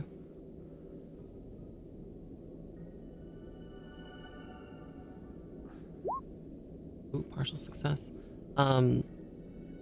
The frightened figure fires another phaser blast at your location and actually wings you. You will take all of your stress except for 1. I said nobody move. What the hell is going on? Perfectly still. Listen, this isn't going to help any of us. If you shoot me, we won't be able to figure out what's going on here. Look, okay, I surrender, okay? I surrender. All right? I never intended for this to get so out of hand. They were just supposed to disable the security. We were supposed to be beamed out. I don't understand what's happening. Just put the phaser down No! and This is explain all to that stands between me and that thing. Okay, well then don't point it at us. We can't hurt you. Not like this. Can you explain to me what happened? My cohort is just supposed to take the security chip out of the computer and something happened. I don't know. You can see Lieutenant Commander Belmont clutched in this figure's, into Talk's hands, an Isolinear chip. Okay. I don't know what happened. It got so out of hand. As I was undercover and I had to watch my cohort get operated on. Barbarians! It's barbaric! Who hurt your friend? Your computer! Your ship! This awful place! Look, I surrender. Just please don't hurt me. Captain, permission to talk with the. Yes. This is Lieutenant Commander Belmont. He just wants to talk to you, all right? Hi. You have the security Isolinear chip right there? That's what that is? Yes? Right. Okay. So, I understand you're frightened. It's very dangerous right now. If we can get that chip back to the Isolinear routing area and plug it in, we can turn off the systems. So... You're never gonna make it. You can't make it through these corridors. You can't make it. We can. We did. We're here. Clearly we can do it. This is some kind of Federation ploy. This is some kind of ploy. What choice do you have right now? You either hand it over and live, or do nothing and absolutely die. Make me a roll, Lieutenant Commander Belmont. I'm gonna need a presence and command roll from you with a complication of 2, a task roll of 2. Yeah, I don't feel good about this at all. Ooh. Yeah, all right. The figure to talk for a moment appears like they're going to hand you the chip.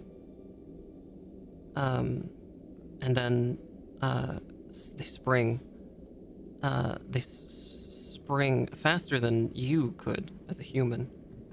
Their phaser out and fire another phaser blast directly at you, Lieutenant Commander Belmont. You will take all of the rest of your stress. As this is They're happening, incapacitated. like sprung from their hiding place, Yeah. And they've just sort of I'll take a shot. jumped up and aimed their phaser. I'll take a shot as they jump up. Sure. Before you do, there's a klaxon and a flash of light.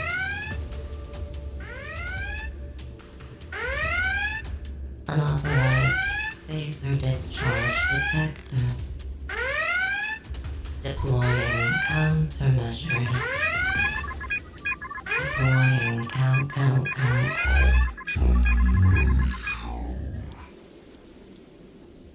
And the figure begins sobbing as huge mechanical arms descend from the ceiling. Please don't let it take me, please, no, please. A giant hole opens above the exact spot where the Romulan was standing, and he is gently, slowly, and carefully lifted from his spot in the galley into the ceiling, and the portal closes behind him. The Isolinear chip is on the ground, and the ship's running lights light up.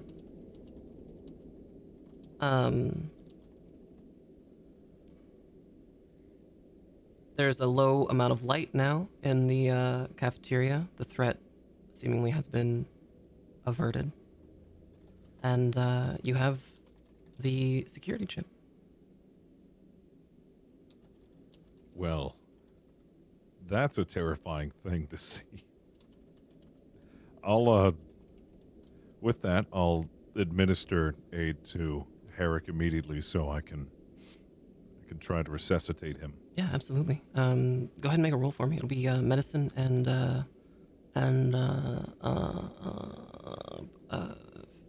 daring. I guess daring and medicine. Okay. Complication of 1 since it's kind of your thing. Okay. Perfect. Yeah. Herrick, you lose a point of actually. Yeah, you lose a point of stress, and you're back to consciousness. You're hurt, but it's worked. You're conscious again. Thank you for taking that shot. Oh, the threat has been reduced, by the way, down to 2. I appreciate that. How are you feeling? It is my duty, Captain. You don't have to be so official all the time, acting tough. I really appreciate it. I hope you feel better. Herrick will look at Lockstead and just sort of acting. Okay, well, now you're just... Okay.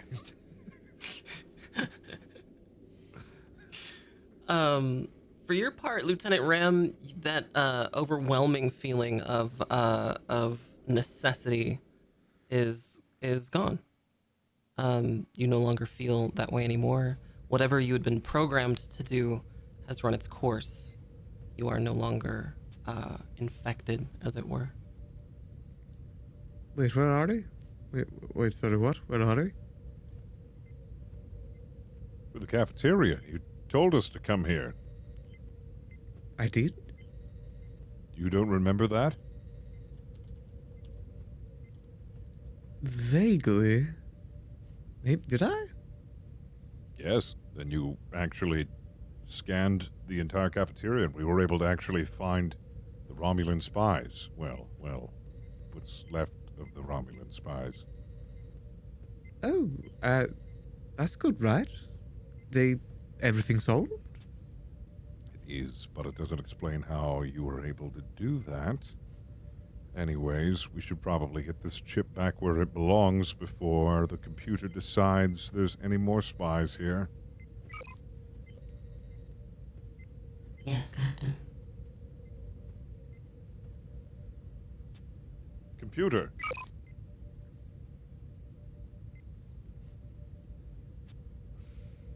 Do a self-diagnosis. Diagnosis. Commencing self-diagnostic.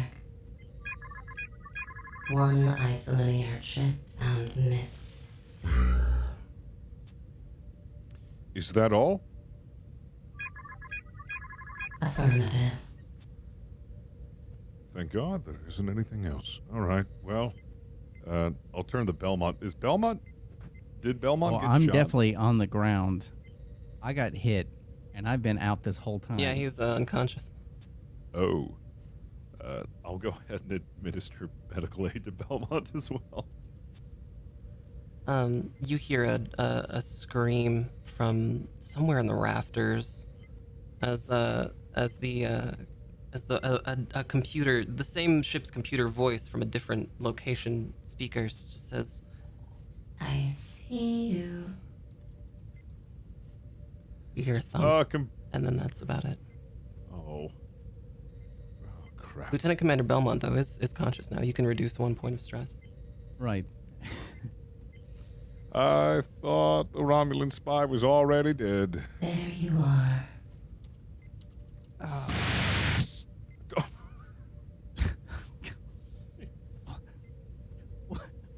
What's going on? What happened? Captain, Yes, Eric? I would recommend, once the Isolinear chip is returned, you restrict all security functions dealing with whatever these machines are behind your personal authorization code. Couldn't agree more. Don't worry, we'll get this taken care of. We're really banged up here. All right, first things first. Yes, computer? Site-to-site transport is now available. Excellent.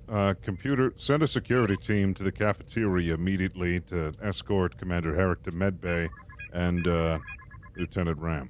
Deploying security team. What about me? What about Belmont? Oh, do you need one, Belmont? And I forgot Belmont is also messed up. Can you also send my Belmont as well? just like, You didn't take a phaser from me. I expected but I did take a phaser. Fine. It's fine. I see where loyalties have gone. It's fine. You Oh, require crap, Belmont. site-to-site transport, Captain. You know, yes, fine. I trust it. Fine. Site to site, if you could do that for me. Get them What's your both to medbay. desired location? Medbay for them. And could I have a site to site to engineering so I can get this chip back in?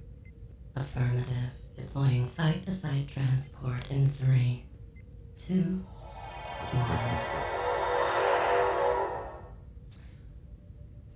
1. It works. Lieutenant Commander Belmont and Commander Herrick, you are both in medbay. Lieutenant Ram, I assume that you're with Captain Lockstead in engineering with the Isolinear chip. Yes, Or right. in the Isolinear routing matrix with Captain Lockstead.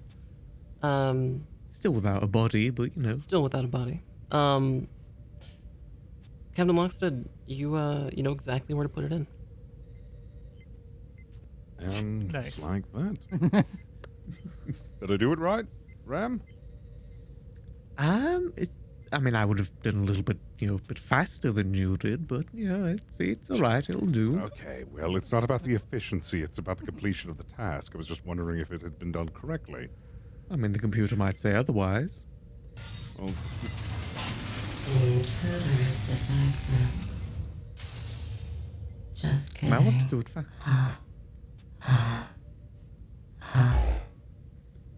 computer, about those security measures, I want those to be safeguarded under a code of my choosing so this doesn't happen again? Affirm- Remove those security measures, please. Affirmative. Excellent. All right. I think we have everything Okay. pretty much sorted out here. Ram, you're no stranger to damage to your body. You know that you're capable of replacing just about every part of it. It's not a problem for you. It just takes time. You'll have the pieces replicated in a couple of hours. Captain Lockstead, you are back on the bridge. Lieutenant Ram is still in the Isolinear routing matrix, slowly putting together pieces from the replicator. Commander Herrick and Lieutenant Commander Belmont are in medbay. You all have open communication to each other. You can communicate via your comm badges now, which work. And you're on the bridge, Captain, with the night crew. What would you like to do? Computer, please inform the ship that arts and crafts will be postponed due to unforeseen circumstances today, and that we shall move it 2 days ahead. Affirmative. Also, once you finish that, I'd like to patch in with Belmont and Herrick. I want to see how they're doing and see if my get well cards have reached them. And ficuses. I did send them ficuses. Deploying communications channel now. Herrick? Belmont? Yes, Captain.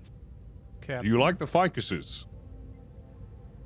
Yes. I don't, never had a plant.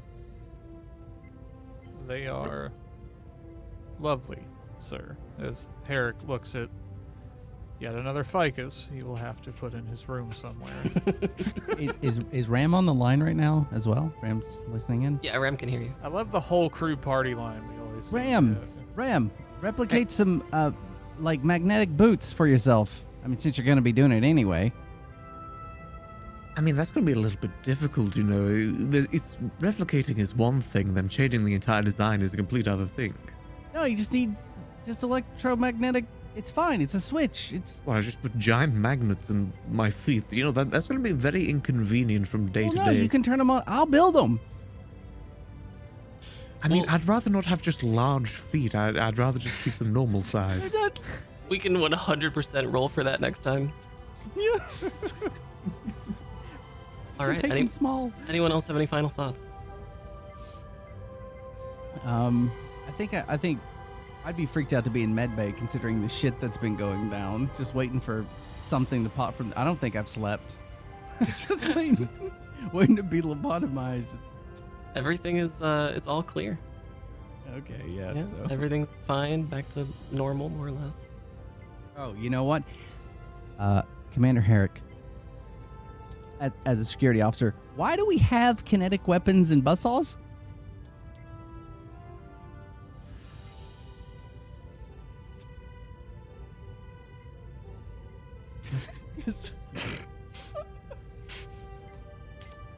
Why not? Herrick has let the anesthetic, or I should say, the implication that the anesthetic has affected Herrick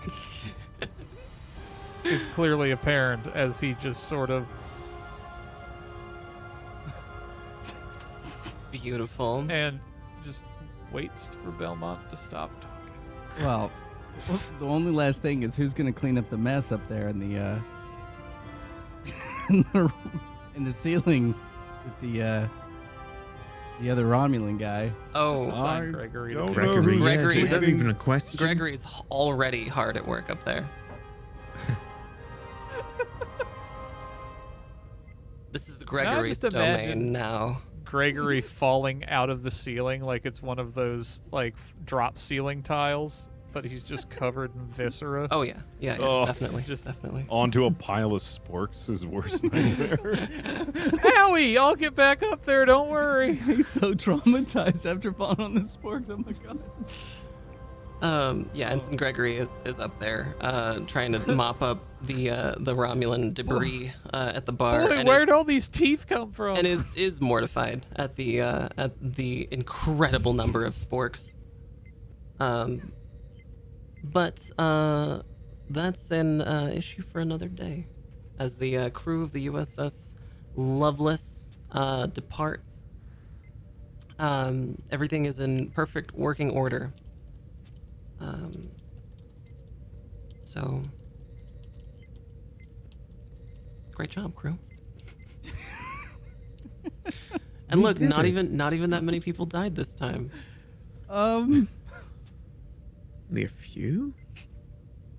No one that we knew. There was no named characters that died. That's true. So That's true. I mean, for a if Star anything, Trek episode, that's pretty the normal. same person that was maimed died in this episode, and then we found out about another Romulan. So yeah, I mean, I don't think we're gonna lose any sleep.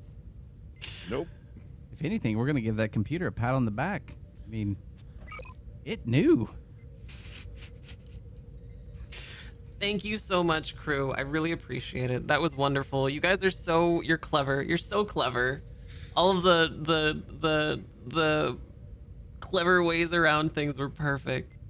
We're gonna go ahead and introduce everybody one more time. But before we do, I'd like to reach out to you, the listener or viewer of the show.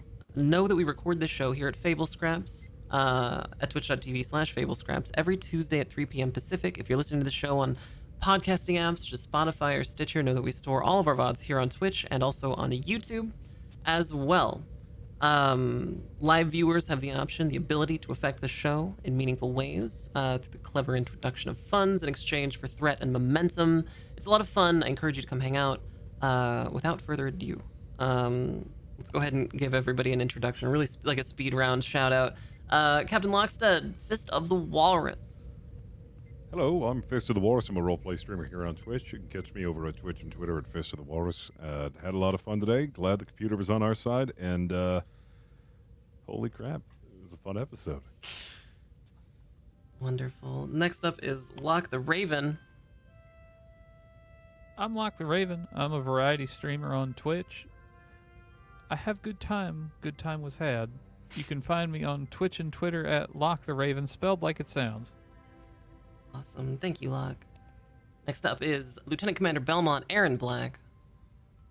My name is Aaron Black. I write stuff sometimes, and you can find out about that at Twitter at Aaron B. Writes. Yeah. Awesome. Thank you. Last but not least, Enovan playing Lieutenant Ram. Hello there, I'm Enovan. I'm a streamer here on twitch.tv. You can find me at twitch.tv/Enovan and same username on Twitter as well. That's spelled ENEVUN. Awesome. Thank you. My name, of course, is Nicotine. I do a lot of roleplay. That's NIKTINE. I do this show. I also do another show on Friday here at Fable Scraps as well called Doomlore, a 40k story with Locke. Thank you so much, crew. You guys are great. What a good episode. You guys worked together so well. You worked together so good. Star Trek is always ahead. It's always best. It's always best when you guys have such good like working together kind of chemistry. Trying to figure shit out. Yeah. It's rough. It's perfect. It's Super perfect. rough. Thanks again, crew, and also you at home. Have a wonderful night. We'll see you next week here at Fable Scraps. Goodbye, everyone. Bye. Bye-bye. Yeah, well. Did you replicate a hand to wave, Ram? Ram's waving someone else's hand.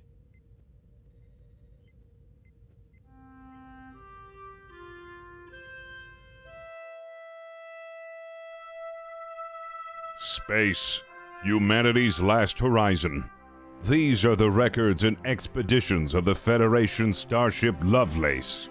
Assigned an ongoing galactic charter, the intrepid crew of the Lovelace explores the excitement of strange new worlds, encounters new life forms and new civilizations, and ultimately seeks to boldly go where no one has gone before.